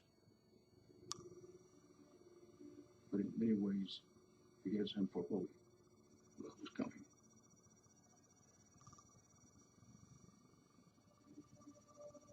Convention will come to order. Did we come all this way for this? George Wallace's audiences growing both in size and in emotional outbursts. Political pigs, your days are numbered. There's real advantages in being an underdog. Troops arriving in Chicago in substantial numbers. Police all over the place. There's a really big fray going on in here. This is the mood of this convention on the floor. Thousands of young people are being beaten in the streets of Chicago.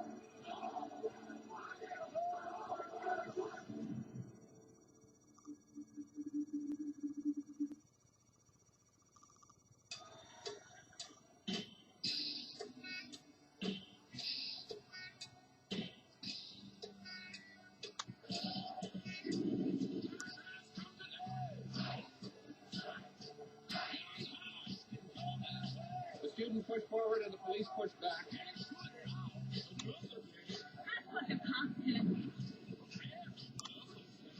Dr. Martin Luther King, Jr., assassinated in Memphis, Tennessee. Senator Robert Francis Kennedy was 42 years old. The enemy is no longer closer to victory.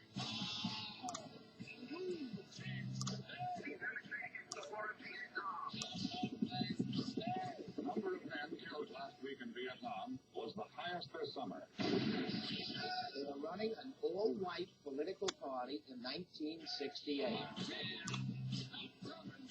We all need George C. Wallace for our President of the United States. Vote Republican in November. The peace groups are demanding permission to march on Convention Hall. These cops here are tough. They'd kill you with a smile. As long as I'm mayor of this town, there'll be law and order in Chicago. This is the moment of truth for the Democratic Party.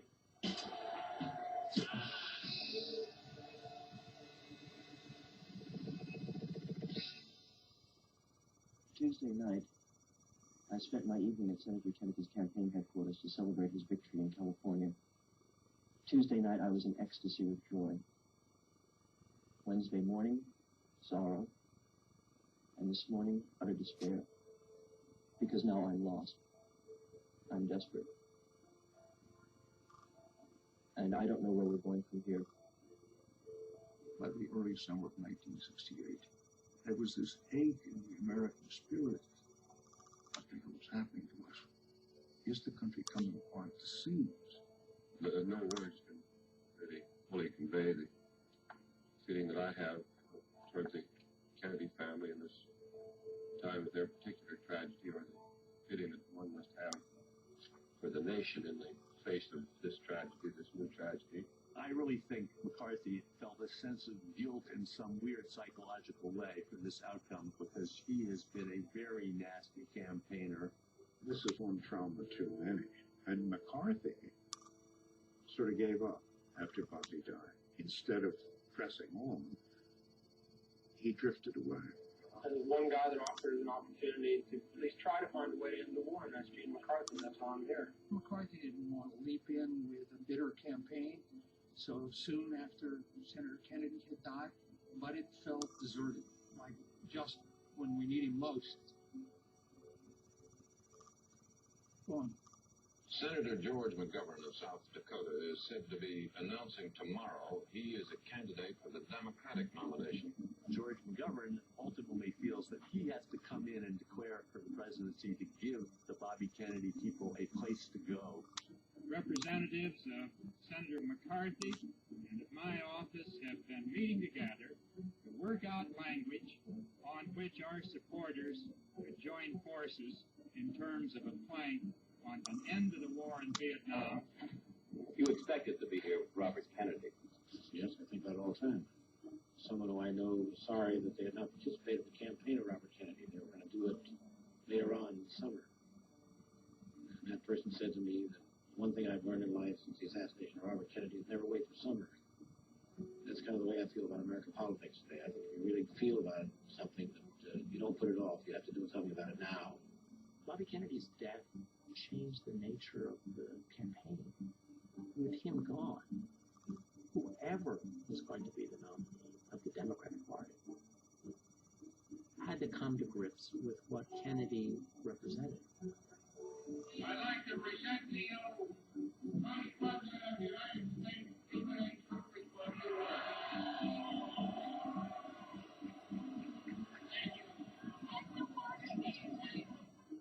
Humphrey could have come out against the war, but he didn't want to do that because he didn't want to jeopardize his own nomination, because Lyndon Johnson had all the levers of power in the Democratic Party. I am the Vice President of the United States. The Vice President of the United States does not make the policy. He is a puppet, so you can't tell what he will think or do in office because he's not used to thinking for himself. The final say in the delegate selection was in the hands of the party bosses and Lyndon Johnson. Someone questioned Johnson about Humphrey's loyalty. He said, "Don't worry about Hubert, I've got his pecker in my pocket." Earlier this year, top U.S. leaders vowed that the Marine outpost at Quezon would be defended at all costs. But today, the U.S. command in Vietnam announced that the Marines are pulling out of Quezon. That's the last bunker on this base. Now that the American troops have blown it up, there's nothing to protect them from enemy artillery. So now it's time for the final departure from Quezon. Why did we fight so hard to keep it if we were going to give it up like this, was the question some asked themselves. Others were relieved, because they privately believed Quezon was of marginal strategic importance anyway. Quezon revealed the futility of the war. What was the goal? There was no clear goal if the end result is abandonment. Quezon symbolizes the frustration of this kind of war. A few must remember their comrades who were among the 2,500 Quezon casualties. I think Quezon stands as a symbol of the whole war effort. We got in for supposedly a strategic reason. It became a point of pride for President Johnson and others from the administration. The small number of Marines at that outpost were subjected to just brutal bombardment for 5 months. And when it turned out that the enemy wouldn't fight the way that we wanted them to fight, we ended up packing up and leaving. Now, as perhaps befits this strangest of wars, one of the most celebrated battlefields of Vietnam has been reduced once again to a simple meadow.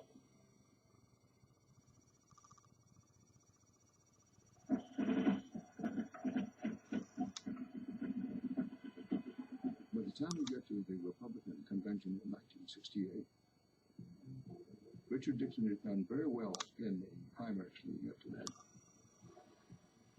But he did not go into the convention hall in Miami Beach having been assured of the nomination. He was short. Nelson Rockefeller decides at the last minute to try to make a serious push to gain the nomination, even though he had vacillated for months. I felt problems facing this nation at home and abroad were so serious that I had no right not to make available what experience I had for the use of the party in the country. Rockefeller is probably the most liberal Republican of the era.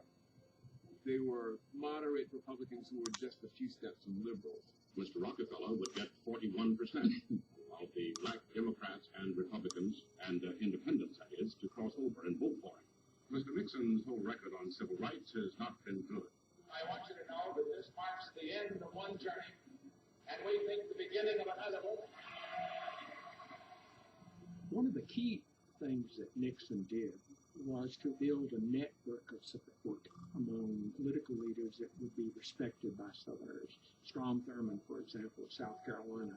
All that we could ask for is somebody who would be just and fair and treat the South like other sections of the country. Strom Thurmond had been a Democrat, but he had left the Democratic Party because of the Civil Rights Act. The race is between Mr. Nixon and Mr. Rockefeller.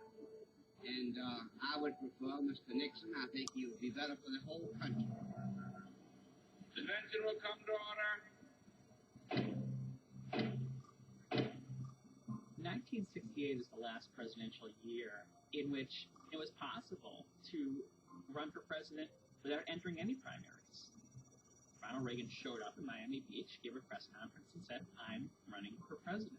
Yes. As of this moment, response to that resolution by the California delegation. Reagan is, in many ways, everything Nixon is not.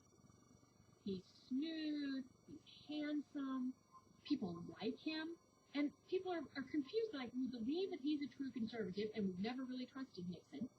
Okay, so now what are we going to do? The name of the game right now is Stop Nixon.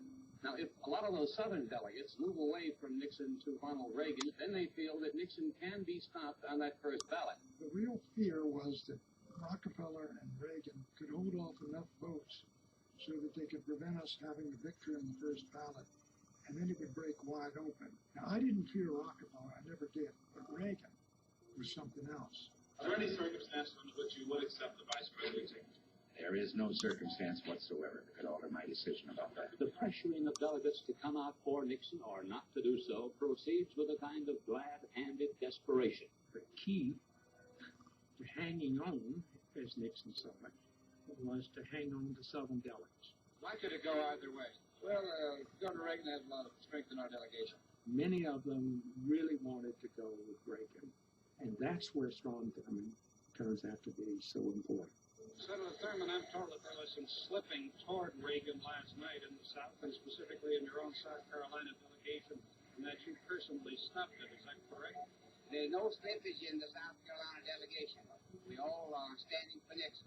Nixon persuading Strom Thurmond he's the best candidate who can win. That we went with our hearts in '64 with Goldwater. He took us down to a horrible defeat. So let's go with a moderate now. Then once we get in, I can slow down the federal government's efforts at desegregating schools in the South. But the number one reason was that it looked like Nixon could win. A candidate needs 667 delegates to win the nomination, but with Nixon's estimated total at above 600 now, that air of victory is obvious. Governor, may we ask you what you might have done differently, thinking back now? Nothing. There isn't anything I could have done differently. It was a weary Governor Rockefeller who hotel hopped from one delegation caucus to another. Wife Happy appeared anything but happy as her husband began to show the strain and perhaps the futility of it. With the demise of Nelson Rockefeller and the sort of exclusion of the moderate and liberal side of the Republican Party, you began to see the reshaping of the Republican Party. We're having here in Miami Beach the convention of the nice white people. Altogether, there are 26 non-white delegates and 57 non-white alternates out of 2,666. There are none of these magnificent, wounded black faces to remind us of what's going on in this country. There are only sunburns and smiles and balloons. This is a little white delegation here, and they don't know exactly what we want, so we thought that we would get together and then take it to them. Violence broke out tonight in a predominantly Negro section of Miami. 2 buildings reportedly were set afire. Some looting was reported.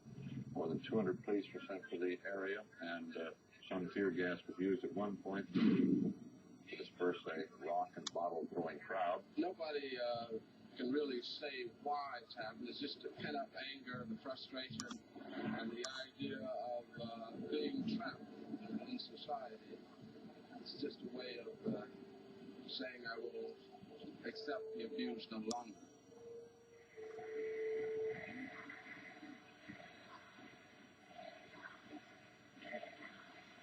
55-year-old Richard Milhouse Nixon has it confirmed now that he will get a second run at the presidency of the United States.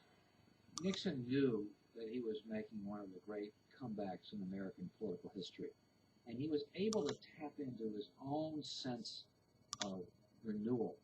As we look at America, we see cities enveloped in smoke and flame. We hear sirens in the night. We see Americans dying on distant battlefields abroad. We see Americans hating each other, fighting each other, killing each other at home. And as we see and hear these things, millions of Americans cry out in anguish. Did we come all this way for this? Nixon's speech was designed to say, you know, I hear you. Unless we stop shouting at one another, we can't hear one another. I mean, very powerful, powerful words. It is the quiet voice in the tumult of the shouting. It is the voice of the great majority of Americans, the forgotten Americans, the non-shouters, the non-demonstrators. Nixon wrote that speech contrary to a lot of his speeches where he would be getting help from his speechwriters. That speech was all Richard Nixon. America's in trouble today not because her people have failed, but because her leaders have failed. And what America needs are leaders to match the greatness of her people. Richard Nixon presenting a case of placid calm in a year of chaos. And things are looking pretty good for Richard Nixon.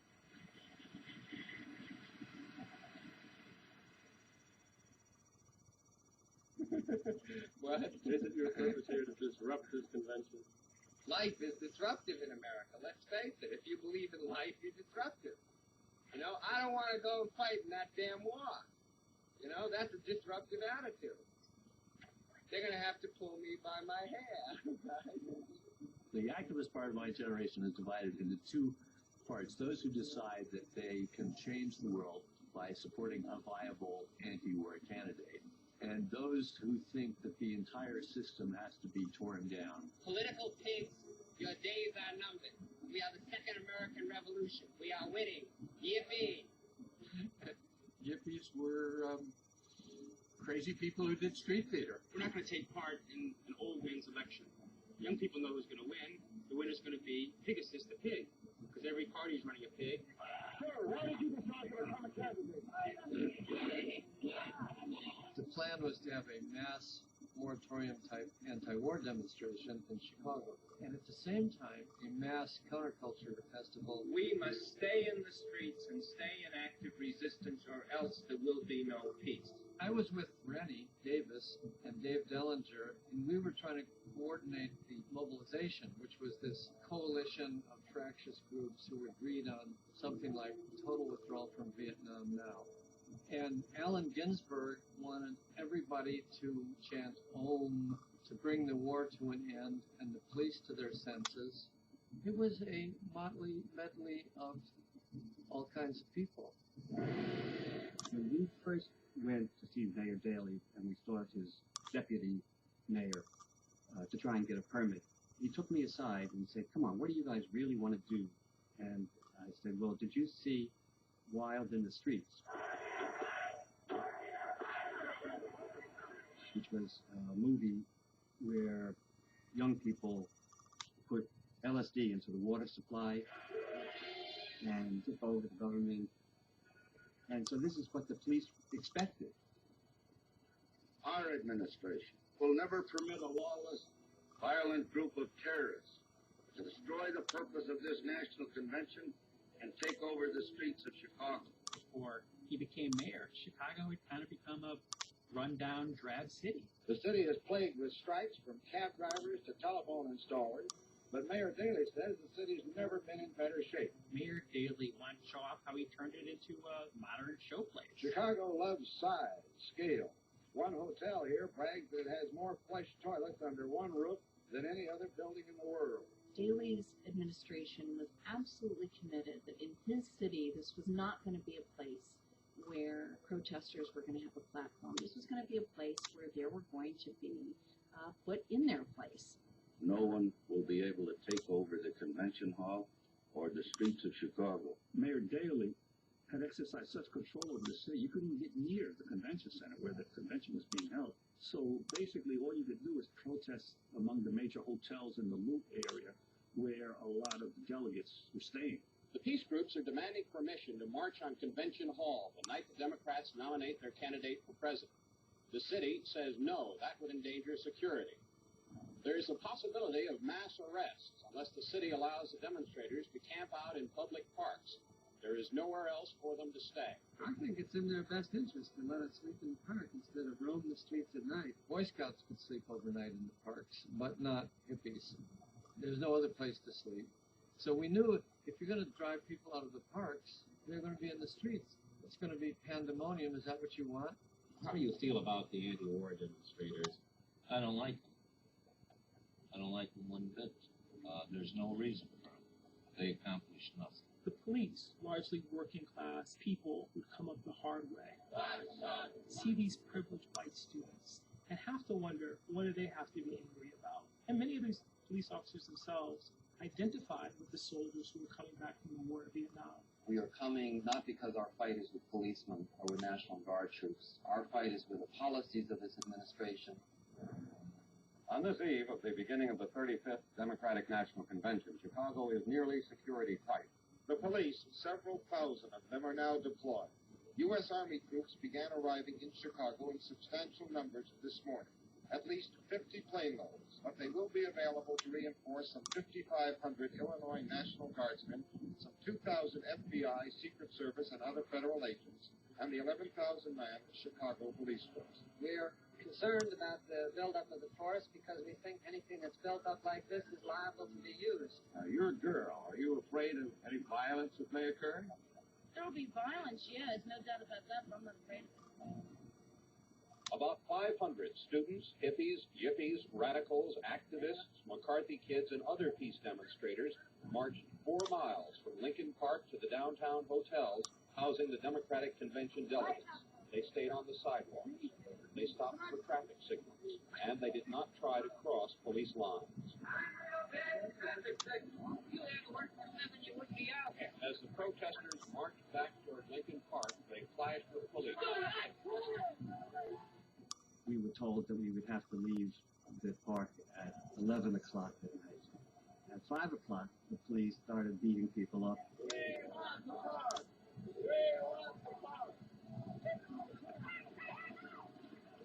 Davis first into the streets.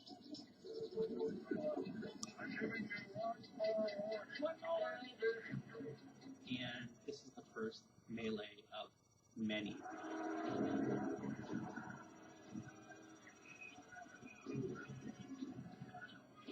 Mama tried to pick me up and drag me, and then they beat me and put mace on my face. How did you get that blood all over you? Because I came around to get a picture of him after he sprayed me with mace. And they clubbed you? And he clubbed me. A Democratic convention is about to begin in a police state. There just doesn't seem to be any other way to say it.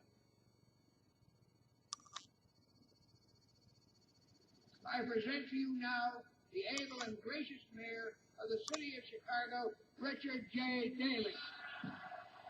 Any political convention is a show, and Chicago Mayor Richard Daley was a man of absolute control in the Democratic Party. He was a machine politician. This is my town. Hey, now they're raising the Illinois delegation. Time. I'm going to brief effort to start a parade. Lyndon Johnson was wary of holding a convention in Chicago, but he gave it to Chicago and Daley because Daley assured him it'll be a controlled environment. We will keep it under control.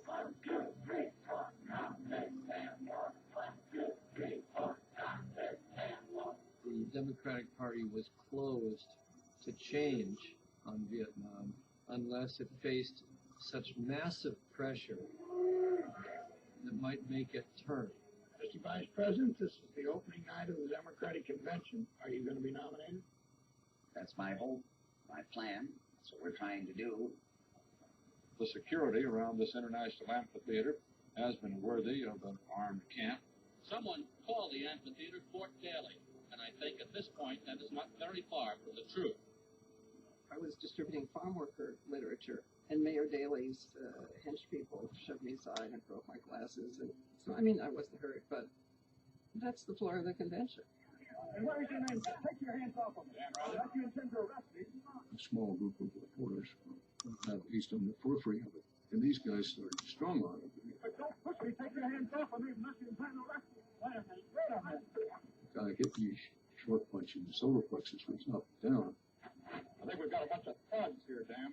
This was supposed to be a Democratic convention. The latest ABC delegate count shows Humphrey, 1,473. Senator McCarthy, 706 votes. Senator McGovern, 123 votes. Senator Eugene McCarthy has conceded defeat in his bid for the Democratic presidential nomination. Hubert Humphrey has this lined up. I think Senator Eugene McCarthy really would have conceded defeat in his heart of hearts a month or two ago. The nomination was really not in question anymore. It was not going to be McCarthy, and it was not going to be McGovern. It was going to be Hubert Humphrey.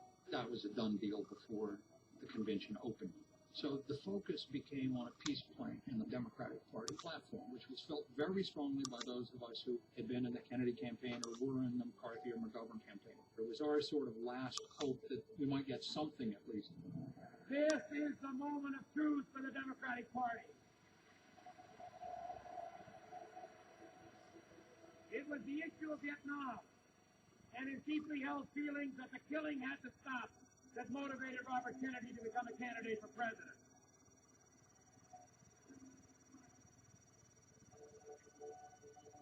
A bullet stilled that voice, but he is here today, and if he were alive today, he would be on that platform speaking for this minority plank. Thank you. This is still a volatile convention that you see here with this demonstration on the floor. Minority plank is the one that will stop the bombing now without any preconditions. There's a minority among us represented over in Grant Park, and let me say that the police department, Mayor Daley, let's all be related to Job. They've shown that much patience.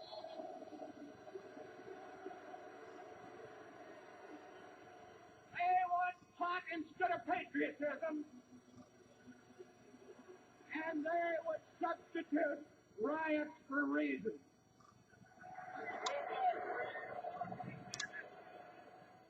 As the forces of the counterculture are girding their loins to battle the police out in the streets, the civil war within the convention hall is almost as intense. Do we accept this war or do we reject this war? There could be no greater division. A yes vote here is to stop the bombing now unconditionally. Alabama votes 30 1/2 no. It was a very moderate resolution. It wasn't immediate, unconditional, universal withdrawal. It was, let's find a way to crank this down and bring our troops home. California cast 166 votes aye. The position of the other side was, we don't want to tie the hands of the commander-in-chief. No. We don't know enough to make that judgment. The military will lead us in the right direction, and so let's leave it alone. Illinois, 105 votes no, 13 yes. The platform that was pro-war passed on a 1,500 to 1,000 vote of the delegates.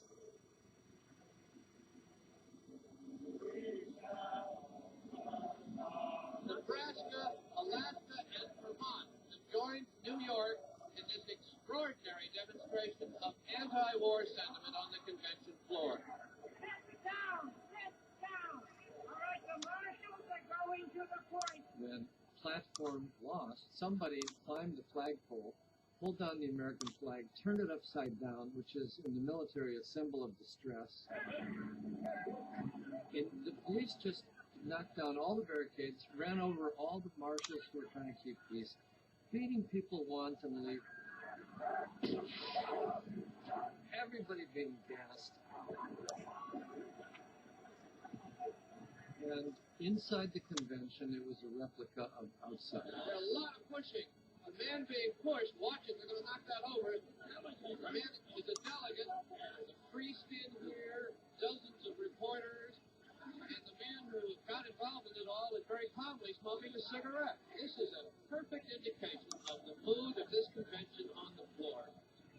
The greatest irony of the Democratic Convention in Chicago, Richard Daley has an amazing secret. Richard Daley is a fierce opponent of the Vietnam War because the son of one of his closest friends has been killed in the Vietnam War, and from that moment on, he hates the war, but nobody knows this in 1968.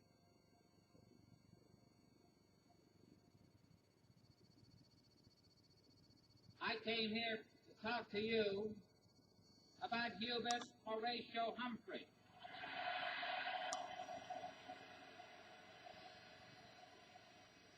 On the night of the nomination, we, on the outside, gathered in the park across from the Conrad Hilton, and the bridges were all closed off by jeeps mounted with barbed wire, machine guns placed on the streets pointed at these demonstrators, and the breakdown of law and order was being perpetuated by the forces of law and order. Downtown Chicago at Falbo and Michigan Avenues, there has been in progress for some time a peace demonstration. The police have come to put it down. The National Guard has been called to help. Police. Now demonstrators hustling all over this busy intersection. On this, the night of the presidential nomination to this Democratic convention. It was a police riot, and I had never seen that before in my life. I had never seen groups of policemen with lead-knuckled gloves and clubs going after civilians. There were pools of blood on Michigan Avenue. It was a bit confusing down here on the floor. Shirley MacLaine and Roosevelt Greer are among those in front of a tiny television monitor. What was your reaction to what happened downtown? Oh, it's devastating. So unreal as to what's happening here compared to what's happening down there.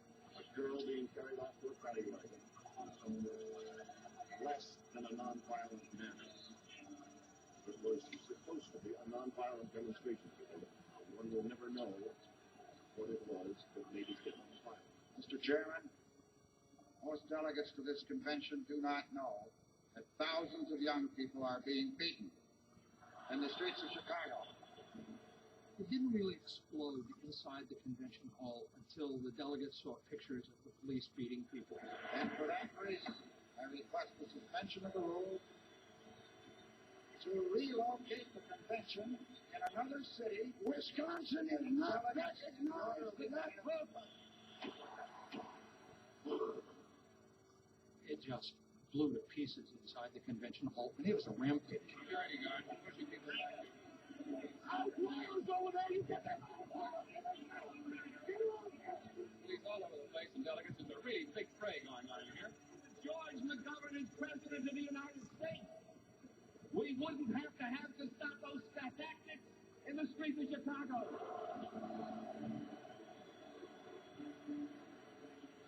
How hard it is to accept the truth. The persistent chanting by the crowd, the whole world is watching. A shot of gas. 14 minutes for Hubert Humphrey. Oh, no, I was wrong.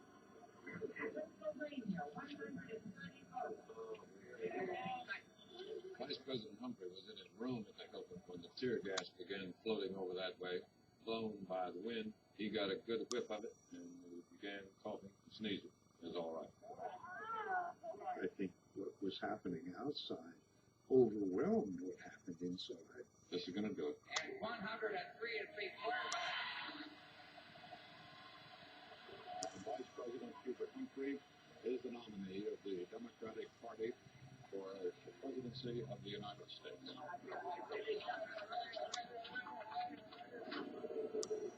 They can't nominate a man for President of the United States and expect people to take his candidacy seriously when the country wants law and order, and the way they're conducting law and order is to destroy every vestige of respect for human dignity and for democratic procedure. How can the Democratic Party do this?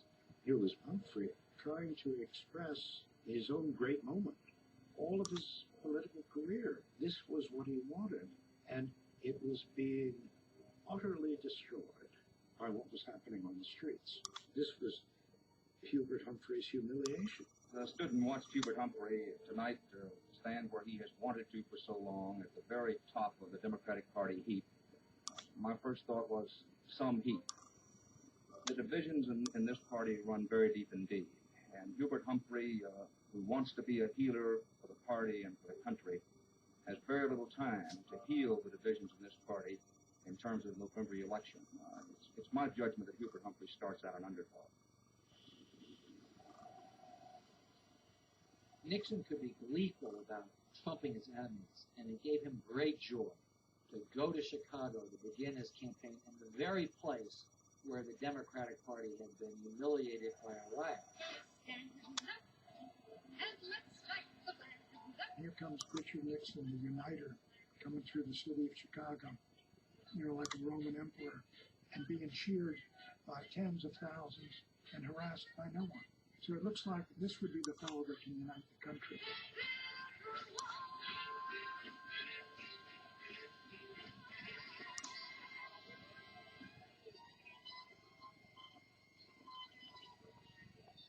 Humphrey's in an impossible situation.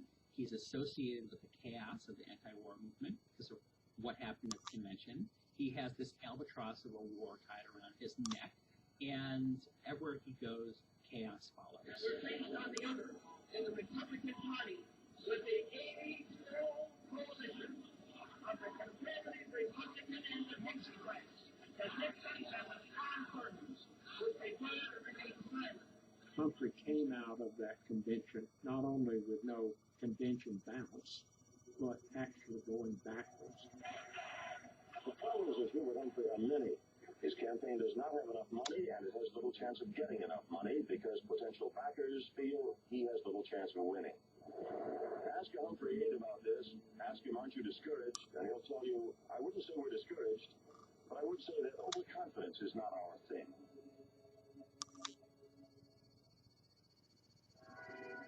Beauties on parade in Convention Hall, Atlantic City, during the oldest contest of its kind, Miss America. The winner, Deborah Dean Barnes, 20-year-old Miss Kansas, a future piano teacher. Lessons, anyone?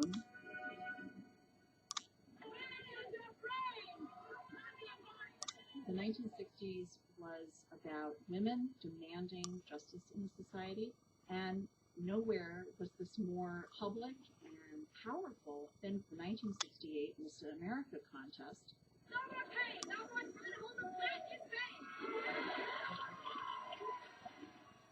We had a Freedom Crash 10, and we flew in bras and diapers and high-heeled shoes and girdles and steno pads and symbols of women's oppression. It struck a chord with so many women around the country that in some ways it was the first national emergence of a women's movement per se. I think in 68, everything felt a lot more on the edge. For George Wallace was running for president, and it felt like the country could turn into just a sea of turmoil. You are some of the people that folks in this country are sick and tired of. I can tell you that all over the United States. They believe in four-letter words, but I know two four-letter words you don't know. W-O-R-K and S-O-A-P, you don't know those. What was striking was the extent to which he was drawing support away from Hubert Humphrey, specifically urban, northern white workers, often union members, often individuals who traditionally had been strong supporters of the Democratic Party. What do you think is the biggest attraction that Wallace has? Common sense and easy to understand language. You don't think he's going to win, but you do have the sense that he's going to get a lot of votes. And what does that say about America? George Wallace's audiences have been growing both in size and in emotional outbursts. Here in Kansas City, this crowd shows the effect he's having as he campaigns about the country with growing confidence. If the presidential election were held today, the CBS News survey shows that Richard Nixon would win, hands down, and Vice President Humphrey would finish third in the electoral vote. Please, the Republican candidate owes it to the people to come out of the shadows.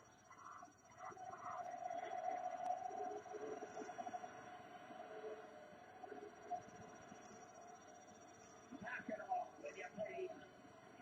By September of 68, Humphrey is absolutely having the worst political moment you could possibly imagine. He's being heckled at every event that he goes to. He practically has to beg Democratic politicians to appear with him and to endorse him. It's a dispiriting campaign. He has not yet, in any particular instance, indicated one disagreement with any of the policies of the past 4 years. Vietnam is defining the 1968 election.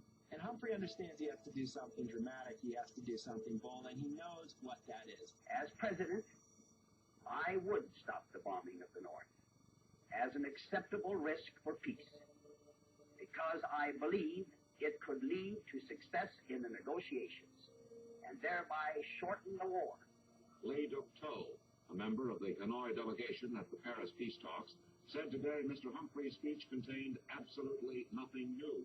Whatever the North Vietnamese say, the vice president's speech last night was clearly his most serious effort of the campaign to establish his own position on Vietnam. Richard Nixon played a very subtle political game on the Vietnam War. He talked about peace with honor, but never articulated that plan. When and if we win this election, I hope the war will be over. But if it is not over, then I think it's time for a new team to go in that will not be tied in to the frozen policies of the past. Now, Hubert Humphrey was articulating something that many Americans felt but weren't hearing from Richard Nixon. Does this change your opinion of him as a presidential candidate? It might. Why is that? Well, because everybody wants the bombing stopped. When Humphrey gave the Salt Lake City speech, it really alarmed me. Because he united that party which had been ripped apart all year, and you could hear the footsteps behind you where I was. The anti-war activists, they stopped heckling him. In Charlotte, North Carolina, a crowd of 10,000 people cheered the vice president wildly, and he loved it. It was about the same wherever he went, Tennessee, West Virginia, Florida. And the vice president seemed to gain new confidence. I need you. Quite frankly, I think you may need me. And I think... Nixon spends his whole life running scared. And all of a sudden, the race that was well in hand is getting close. And he begins to sweat. This means absolutely. And this is sort of the kid stuff that somebody goes through when he's behind. Nix on Nixon. That's what it's got to be. This is the time and this is the place to take off the gloves and stock it to love. I'm going to sting you like a hornet in a bee, day in and day out. There's some real advantages in being an underdog. Sooner or later, your opponent will have to start looking over his shoulder. And that's the time that you pass him on the inside and get the medals and win the prize and gain the victory. Apollo 7 starts the final push to the moon. Vietnam said there'll be no breakthrough in the peace talks until the bombing has stopped. For a long time, Jack. Let's enlist the people in the handling of the problems of America. He must be getting saddle sore, straddling all those issues. I don't mind speaking here, but when you start throwing rocks that size, who threw it? It's been one of the roughest political years in American history. In the next few hours, we'll see how it all turned out.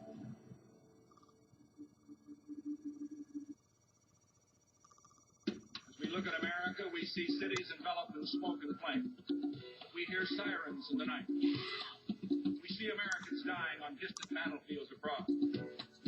We see Americans hating each other, fighting each other, killing each other at home.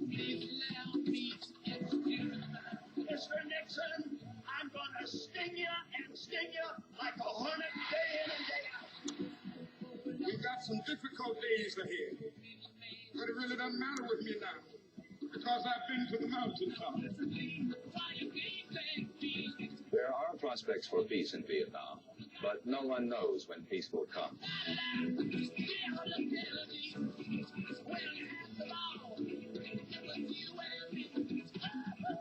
Apollo 7 starts the final American push to the moon. 12. Failure on this flight would all but finish U.S. chances of reaching the moon by the end of next year. 5, 4, we have ignition. On the basis of the spectacular success of Apollo 7, it will be possible now for the next mission, that's Apollo 8. 3 Americans in orbit around the moon on Christmas.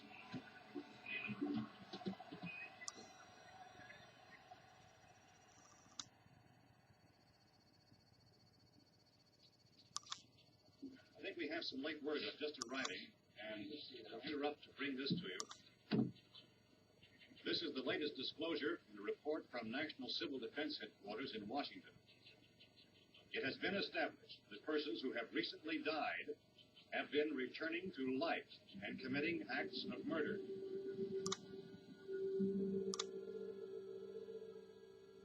I saw Night of the Living Dead at the drive-in movie theater, and I mean, I'm sure there was zombie film before, but this is a zombie movie that creates new zombie movies. It was so gritty, it was in black and white, there were no recognizable stars, and it was as terrifying a film as I'd ever seen. And what the hell? The lead character is black, which was an unexpected political statement. It's a really tense movie because they're in this house hiding out from these zombies, and you get these sort of weird social dynamics that start going back and forth between the characters. I'd never seen a film with a black man as the hero. He's the person who has the plan. He's the person who's going to save everyone. And then you get to the next morning.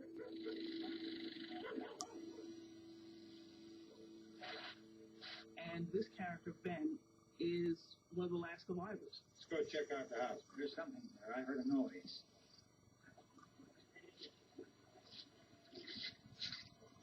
All right, then hit him in the head, right between the eyes.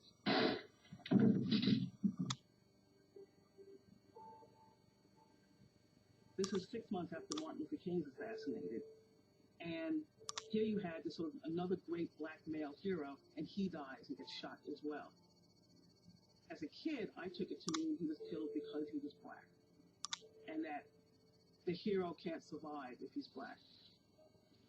It worked as a scary movie, and it worked as social commentary on the idea of the lone black hero in this white world. It doesn't matter how noble you think you are, you're still a black guy. All summer, for an assortment of reasons, a thunder of discontent has rumbled on the horizon of the 19th Olympiad. The Olympic Games, live and in color from Mexico City. Another ABC Sports exclusive, brought to you by the Ford Motor Company. Mr. Edwards, I think it might help to illuminate your position if you explain your idea of the boycott of the Olympics. I think, first of all, we have to understand that the Olympic Games in this society and in the world is the second largest meeting of nations at the international level outside of the United Nations itself. And it's just as political. The Olympic Project for Human Rights, an effort to forge boycotts and demonstrations at the 1968 Mexico City Games, was to protest racism and discrimination in the United States and in sports in particular. I couldn't give you any information as far as black athletes is concerned at Mexico City. All I can say is you can expect almost anything. John Carlos and Tommy Smith were sprinters that Harry Edwards knew from Northern California, who were also very politically active on their own. There's no way you can really plan for anything like this, because first, you got to win. You got to make it to the podium. So this idea that somehow there was this huge plan, what there was an ongoing disposition and commitment to make a statement.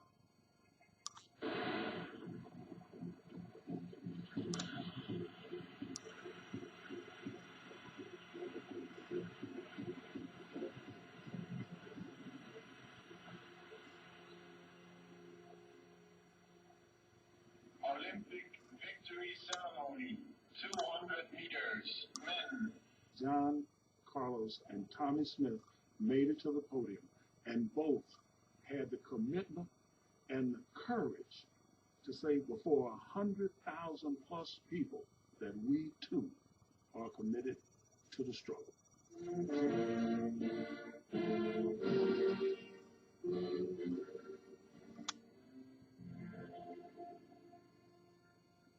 They raised their fists not in militant disrespect for the flag, but as a salute on behalf of all of the people who would never get to that station, never get to that podium to make a statement about human rights in this country.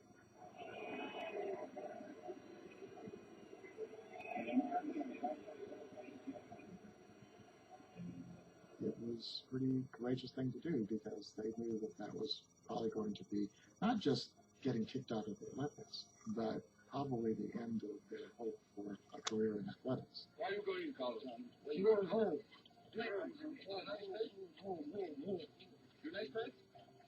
Tommy and John were banned from Olympic competition for life. The average person to this day does not understand the courage and the commitment that it took to do that. You understand that many white people in America don't agree with you, that there will be some backlash because of this, much backlash. To do something good, someone will always find fault. So I was prepared for this also, Howard. Are you proud to be an American? I'm proud to be a black American.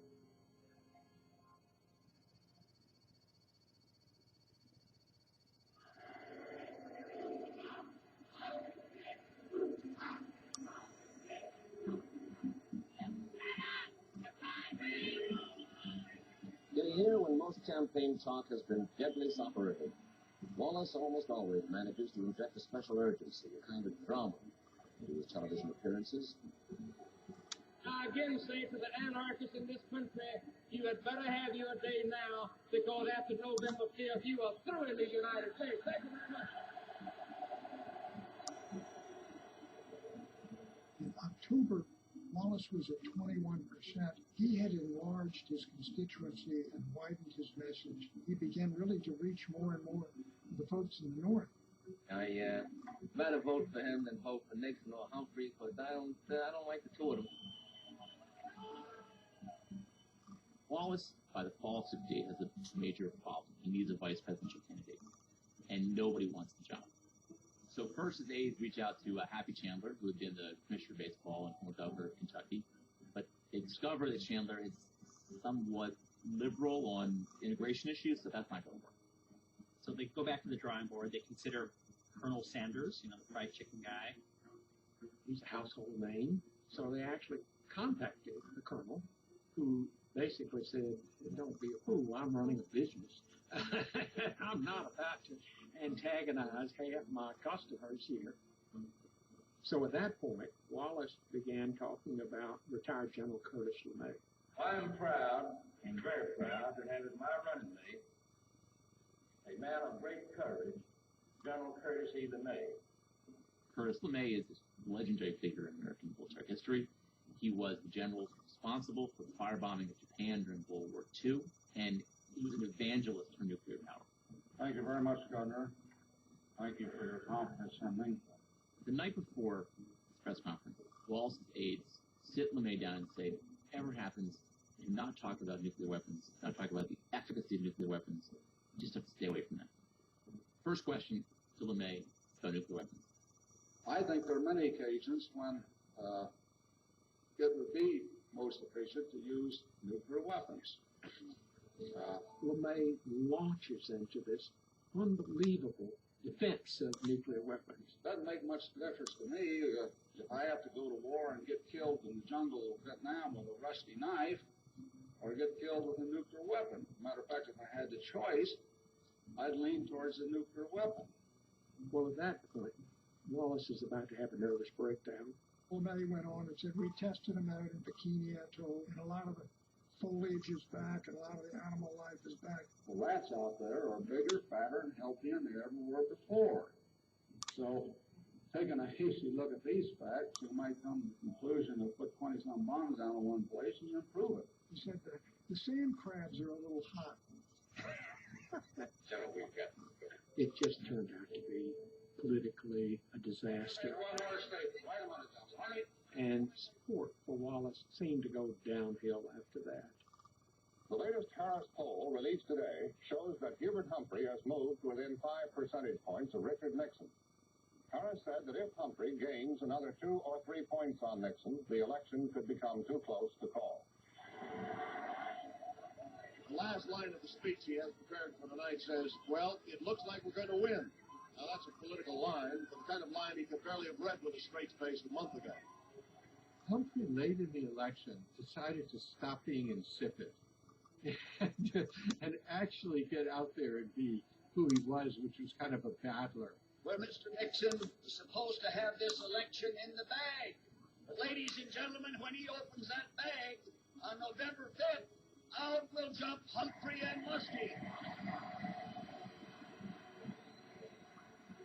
Hubert Humphrey gained 15 points, and we gained nothing in that October. So all those Democratic votes were coming home all right. They passed right by us and went to Hubert Humphrey. I happen to be of the opinion that we need a debate in this country. I think that you and Mr. Humphrey should get at Vietnam and some other questions. I think Mr. Humphrey's having a great time debating himself.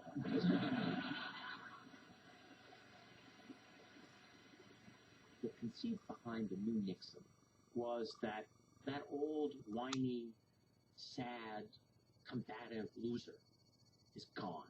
And now, despite numerous requests, NBC presents Rowan and Martin's Laugh-In. I don't think we could get Mr. Nixon to stand still for a socket to me. Socket to me? The difference in the campaign was that whenever possible, the candidate is never in an environment that he can't control. The counsel to Richard Nixon was, don't leave script. Nixon makes the same speech everywhere he goes. All candidates do that. But Nixon is speaking on the issues of the day in only the most general way. He's saying there are lots of things wrong with this country, and he's promising to do something about it. But he's not saying what. Time will not permit an extended discussion of those great problems in which you're all interested. But my friends, I say to you, let's enlist the people of America, enlist their hearts and their minds in the handling of the problems of America. America became great not because of what government did for people, but because of what people did for themselves. That is the way to move. In hockey, there's a term about if you have a one-goal lead, you go into a shell. You just pass the puck back and forth, you don't rush them, and you just play We played defense. So Nixon basically went into a shell. Richard the Careful. Richard so careful today that he won't say anything about anything to anybody at any time. He either evades or straddles every major issue. I'm going to send him some kind of talcum powder. He must be getting saddle sore, straddling all those issues. Humphrey was on the move. He had excitement and energy. It was Richard the chicken-hearted. He was attacking us. And we were doing the same thing we had done in September. I told Nixon, we've got to attack Humphrey. We can't let him bring the party together. If they get together, we lose the battle. As the big day draws nearer, and the polls show Hubert Humphrey drawing closer, the ice water, generally believed to flow through Richard Nixon's veins, may be melting, and may indeed be nearing the boiling point.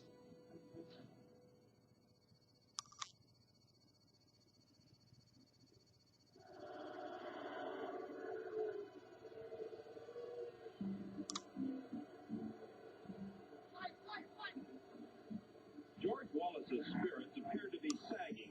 For several days, he'd run into overwhelming protest, and he was shouted down in El Paso. Wallace was a very effective demagogue. He knew how to get a crowd energized. He knew how to get them angry. He knew how to get them violent. And often that was the goal. The more people saw violence, the more they would say, we need somebody who can stop this violence. If you want to stop all this nonsense, you just vote for me November 5th.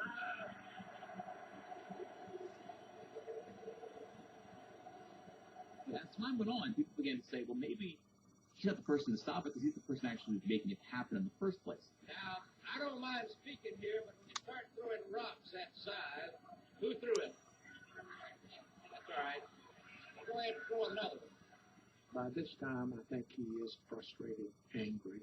Wallace was more and more in fights with his campaign staff, who told him over and over again, I know that you see yourself as a national candidate, but the strategy is to throw this election in the House of Representatives. You're not going to win. We need to be campaigning in Florida, Virginia, Texas. His ego wouldn't allow it. And one of his last major rallies was in New York City. I'm sure the New York Times took note of the reception that we received here in the great city of New York. He speaks to a packed crowd, the largest political gathering in Madison Square Garden's history. But outside, it's ugly.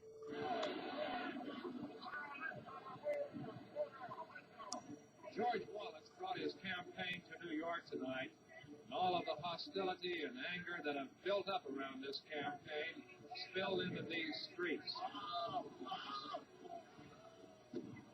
These were the anarchists to whom the candidate frequently referred, as he is a man who arouses emotional extremes, love and hate in passion. Those among the 15,000 who were allowed inside appeared to have decided already to vote for Wallace. Don't worry about what the newspapers say about us. They can fool some of the people some of the time, but they can't fool all the people all of the time. You remember that? Now, here is Frank Reynolds. Good evening. In the words of an American spokesman at the Paris peace talks, there was nothing encouraging in today's session with the North Vietnamese. There were a lot of words. The session lasted 2.5 hours, but like the others before it, it ended without any visible sign of progress toward peace. Lyndon Johnson was trying to get the North Vietnamese to the negotiating table. He thought, if I can do this, not only will it garnish my own legacy, but that'll help Hubert Humphrey tremendously. North Vietnam's top negotiators, Juan Tree, said there'll be no breakthrough in the peace talks until the bombing has stopped unconditionally. The United States had, in fact, dropped more bombs on North Vietnam and in South Vietnam than they had used in the entire World War II. The North Vietnamese would not engage in negotiations until the United States ceased all bombing of North Vietnam. For the last 2 weeks, rumors of an imminent breakthrough to peace have swept the world, but there has been no official announcement by this country until the one the president is about to make right now. I have now ordered that all air, naval, and artillery bombardment of North Vietnam cease. There are going to be a great many people in this country who are going to speculate about the fact that the president has managed to bring all this about just 5 days before the election. Johnson's so-called bombing halt was clearly designed to push Humphrey over the top. My view was it was a political ploy. If the Democrats manage to settle the war by election day, the election is over. Richard Nixon has no chance at all. And he responds with a very radical maneuver. Nixon tells his team to use a woman named Anna Chennault to monkey wrench the negotiations in Paris. Anna Chennault, a Republican fundraiser and a member of Nixon's campaign, is telling Saigon, stay away from Paris, stay away from the peace talks, and you'll get a better deal if Nixon is elected. As a presidential candidate and my vice presidential running mate joins me in this, neither he nor I will say anything that might destroy the chance to have peace. We want peace about politics in America. I really think it's a little dirty fool for rich people to be messing with the South Vietnamese ambassador and carrying messages around to both of them, and I don't think the people would approve of it if it were known. And he better keep Mrs. Chennault and all this crowd just tied up for a few days. LBJ feels confident to move forward. The condition that North Vietnam had always asked for has now been met, and so four-party peace talks are imminent. They will happen. Well, in Saigon on November 1st, President Thieu stands up on the dais and drops this major bombshell. Hành động đó có thể đưa đến hòa bình. South Vietnam, with deep personal regrets, cannot participate in the negotiations. I think it's enough. I have no more things to tell with you. Embarrassment is common today among Americans here in Vietnam, particularly those of us who have acquaintances among the Vietnamese. We find ourselves apologizing for what may be one of the biggest diplomatic blunders in U.S. history. Once we heard the South Vietnamese were not aboard, I said, let this play out, because when this South Vietnam thing breaks, it's going to look like Johnson didn't have all his ducks in a row, and this is political as it can be. I think President Johnson went into this bombing clause with the very best of intentions.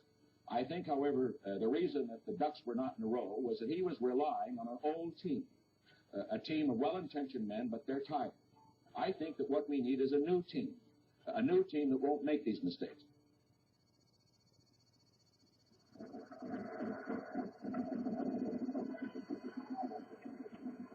Election night 68. Reporting from election headquarters, Walter Cronkite. Good evening, everyone. We may be here for a very long night tonight. It's been one of the roughest and unhappiest political years in American history. In the next few hours, or for as long as it takes, we'll see how it all turned out. This was one of those special elections where many voters felt that the direction of the country was really at stake. We're talking about big issues of war and peace, of race relations. People are watching with bated breath to see how this is going to unfold. Nixon was asked about a last-minute poll showing Humphrey slightly ahead, and he said, I don't consider that reliable. We're down 3 in the Harris poll, which said to me we're going to lose the election. And Nixon said, okay. There's no reaction whatsoever. But I was very pessimistic. My hands broke out in hives. Everybody was just trying to contain their anxieties and excitement.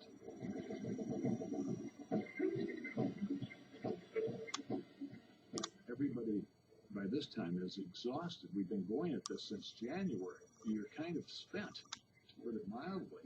So you just have to keep the adrenaline going, and the candidate has to keep it together. Richard Nixon will win Colorado.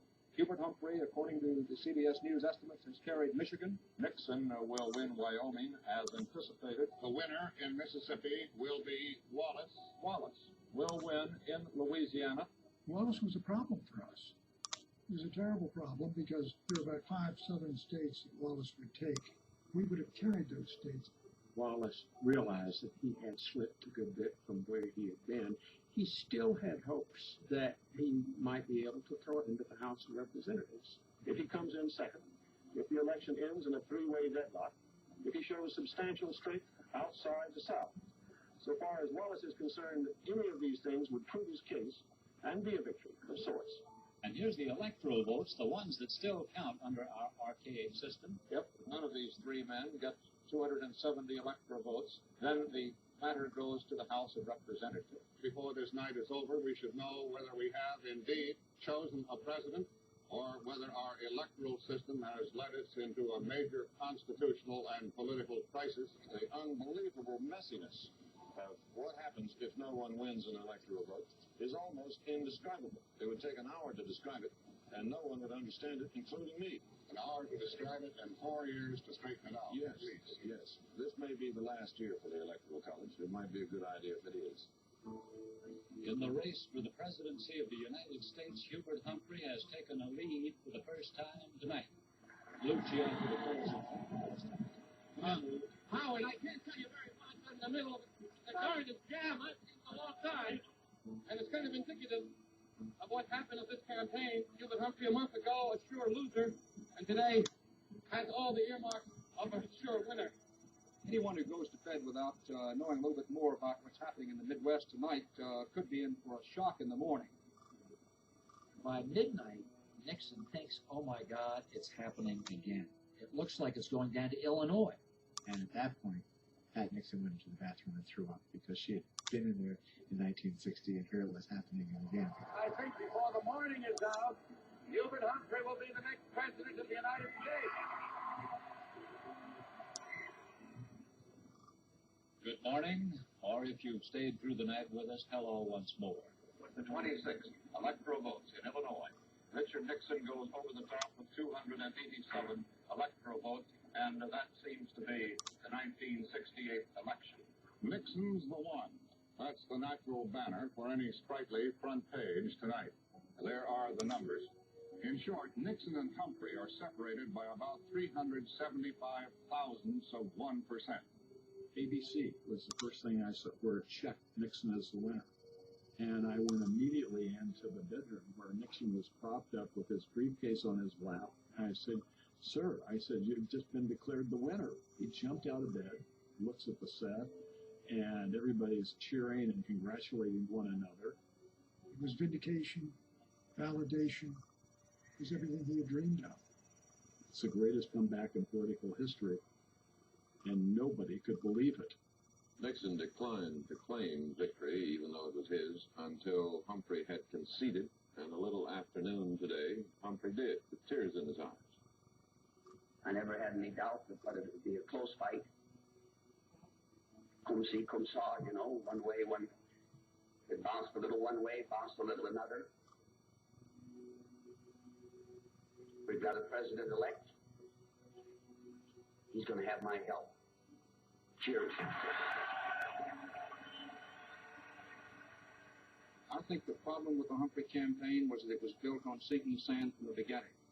And that is the old Democratic coalition, which no longer exists. And Hubert Humphrey tried to win with it one more time, and he fell short. Because Richard Nixon won in 1968, politicians at almost every level, including the presidential level, after that said, okay, this is the new campaign model. He put together an effective television campaign. He put together planned rallies where no opposition was ever in evidence. He controlled his campaign from beginning to end, and that, to me, is the significant thing. If he won by 1 vote or 10,000 or 100,000, he won. The basic appeal of Richard Nixon in 1968 is reaction. It's a reaction to a world that seems to have gone mad. Nixon was inheriting a nation which was bitterly and permanently, it turns out, divided over the war in Vietnam, over issues of race, over issues of culture, over issues of morality. I think he really thought he could bring the country together. Some public men are destined to be loved, and other public men are destined to be disliked. But the most important thing about a public man is not whether he's loved or disliked, but whether he's respected. And I hope to restore respect to the presidency.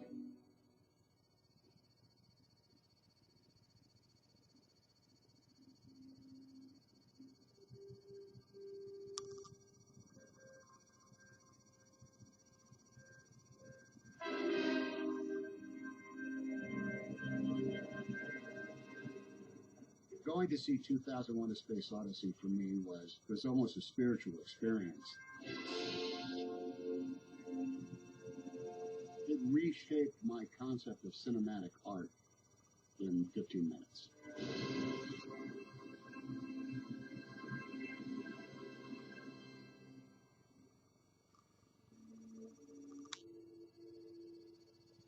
There have been for a long time science fiction visionaries like H.G. Wells and Jules Verne imagining what going to the moon was like, but nobody had seen a film like Kubrick's masterpiece, and it made us question not just space exploration, but what is the human dilemma? What does this mean about us? Many Americans didn't want cultural comfort food anymore.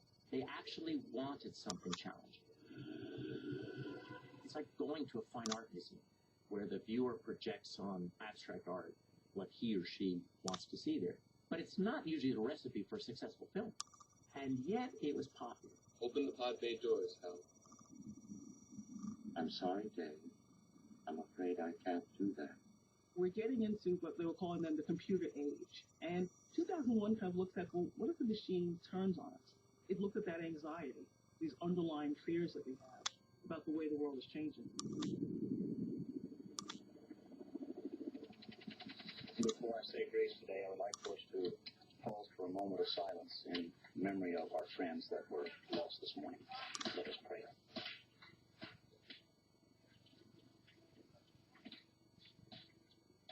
Alpha Company had 3 men killed and 3 others wounded in a battle just ended. Instead of turkey dinner for 150, there will be just 144. The experience of missing holidays while you're in a combat zone, of course, weighs heavily on you. It's a time where you get nostalgic, tears come to your eyes, and you envision all things good and beautiful back in the world because you wanted to remind yourself that there was another world and that you were going to get there. I guess on a day like this, you really have something to be thankful for. Yes, I do. I really have something to be thankful for, that I'm still alive. I'm doing my best to stay alive for the next few days. There was no way to gauge progress in anything like the classical sense of the term. The only gauge of progress was how many enemy were killed on a particular day or week or month as compared to how many of us. And they start to ask them, well, Lieutenant, what the hell are we doing here? The only thing I could say at that time is that we're Marines, we're professional soldiers, we fight the enemy they tell us to fight, and we fight for each other. You know that if you have to, you really will lay down your life for these guys, and that that they'll do the same for you. At some point, you started to wonder, what is this all about? I didn't quite get it. We're not moving forward. I mean, we'd go to the same place sometimes, the same tour. It'd be like, we were here 3 months ago. It just started to not make sense.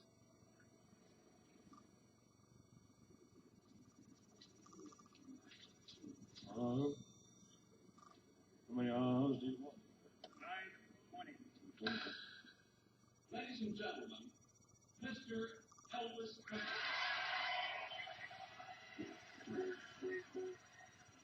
Elvis had really fallen out of the public eye after 1960 when he musters out of the Army. And although he's still making movies, he's become a little bit of a caricature because the movies themselves aren't very good. He's not making music. And a new, younger, hipper sound has come in with the British invasion. For a long time, Jack, I'm telling you. At the end of the year, you get Elvis on a stage with a group of his musicians from the 50s doing these stripped-down versions of Heartbreak Hotel, Love Me Tender. And suddenly the world falls in love with Elvis again.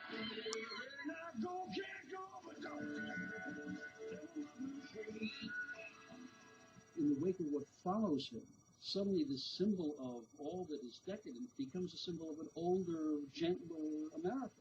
Love me tender, love me true. It's Elvis unplugged. Elvis wasn't like that before, and he'll never be like that again.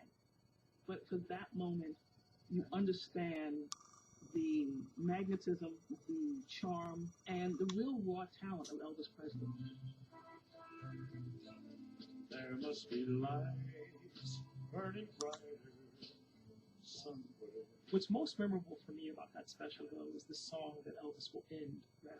And it's a song penned by Walter Brown for Elvis in the aftermath of the assassination of Dr. King.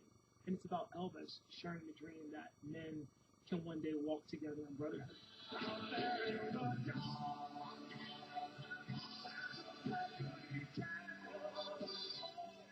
Elvis is one of the greatest vehicles for a song in history, but because he wasn't a writer, he was very dependent on what he was handed.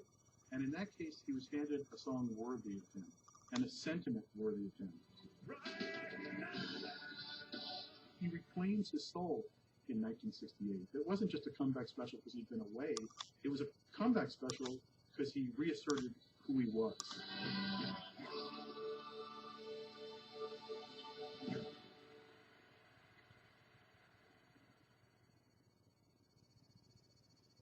Every Christmas Eve is, for some people, the first Christmas without someone who was around last year. But every Christmas Eve is, for some people, the first Christmas with someone who was not around last year. For Ethel Kennedy and her family, this is both kinds of Christmas. Last week, Mrs. Kennedy brought home Rory Kennedy, born 6 months after her father died.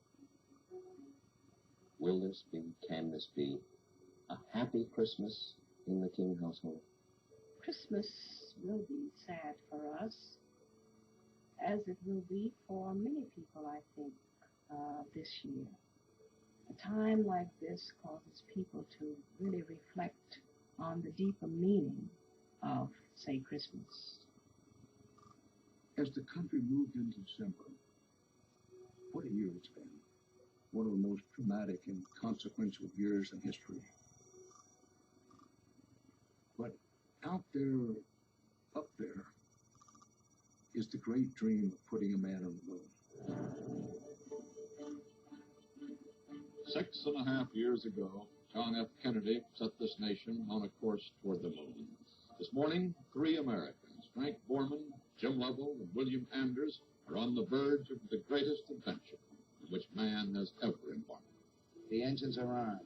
4, 3, 2, 1, 0. We have commit. We have liftoff. And there's the rumbling of buildings. But what a beautiful flight. Man, perhaps on the way to the moon. If all continues to go well.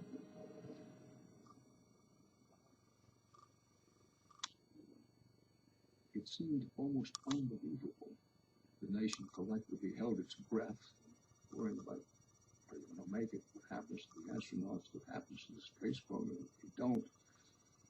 Such a miraculous thing is against the odds, but maybe. Hey, Apollo, we have a good picture. And it's coming to you approximately halfway between the moon and the Earth. We have about less than 40 hours left to go to the moon. They actually arrived at the moon on Christmas Eve. And in order to get into lunar orbit, they have to fire the engine on the far side of the moon, where there's no radio contact with mission control. Apollo 8 will be facing backwards in a braking maneuver. That engine burn will actually slow them down from 5,700 to about 3,700 miles an hour. They'll have put themselves into lunar orbit, the first men in history to have done so, and the trickiest and most dangerous part of their flight. You could have any one of a number of things go wrong, end up in the wrong orbit, hit the moon. 1 minute to LOF, all systems go.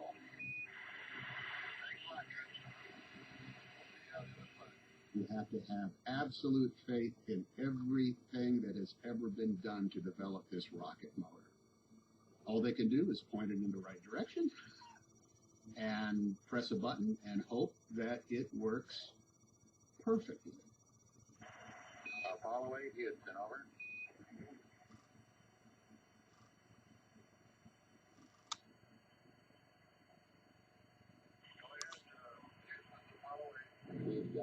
We've got it. Apollo 8 now in lunar orbit. this up here on the moon is awe-inspiring, and it makes you realize just what you have back there on Earth. When they were coming around from the far side of the moon, Bill Anders looked through his side window and saw the Earth rising. Oh my God, look at that picture over there. There's the Earth coming up. Wow, that's pretty. And he snapped a picture. When the picture started coming back of the Earth from that distance, the sense of American achievement, the sense of how great the cosmos, how small we are, how fragile the Earth is, all of those things begin to bounce around like electricity in your brain and touch a very special part in the heart. Tonight, the crew of Apollo 8 presents a Christmas Eve program from the heavens. With a few orbits to go, they made one last television transmission. The public affairs director had said, there's going to be more people watching that television show than have ever witnessed any event in human history. Say something appropriate. For all the people back on Earth, the crew of Apollo 8 has a message that we would like to send to you. In the beginning, God created the heaven and the earth. And the earth was without form and void, and darkness was upon the face of the deep. To have the guys reading Genesis was so spot on. Whatever your concept of God was, the earth is a beautiful creation. Good night, good luck, a Merry Christmas, and God bless all of you on this good earth. God bless them. Unbelievable. Man, that made the last week of 1968 perhaps as hopeful a moment as we could have expected. For those of us who lived through that time, we were reminded that darkness does not last. Apollo 8, humankind's first flight into the orbit of the moon, an event sure to be written larger on the books of history than almost any our generation has seen. A year of trouble and turbulence, anger and assassination, is now coming to an end in incandescent triumph. Apollo 8 achieved every one of its major mission aims, and something else. It lifted the spirits of earthbound mortals and carried them too, if only for a while, out of their own horizons. Let there be light in the firmament of the heavens, said Genesis.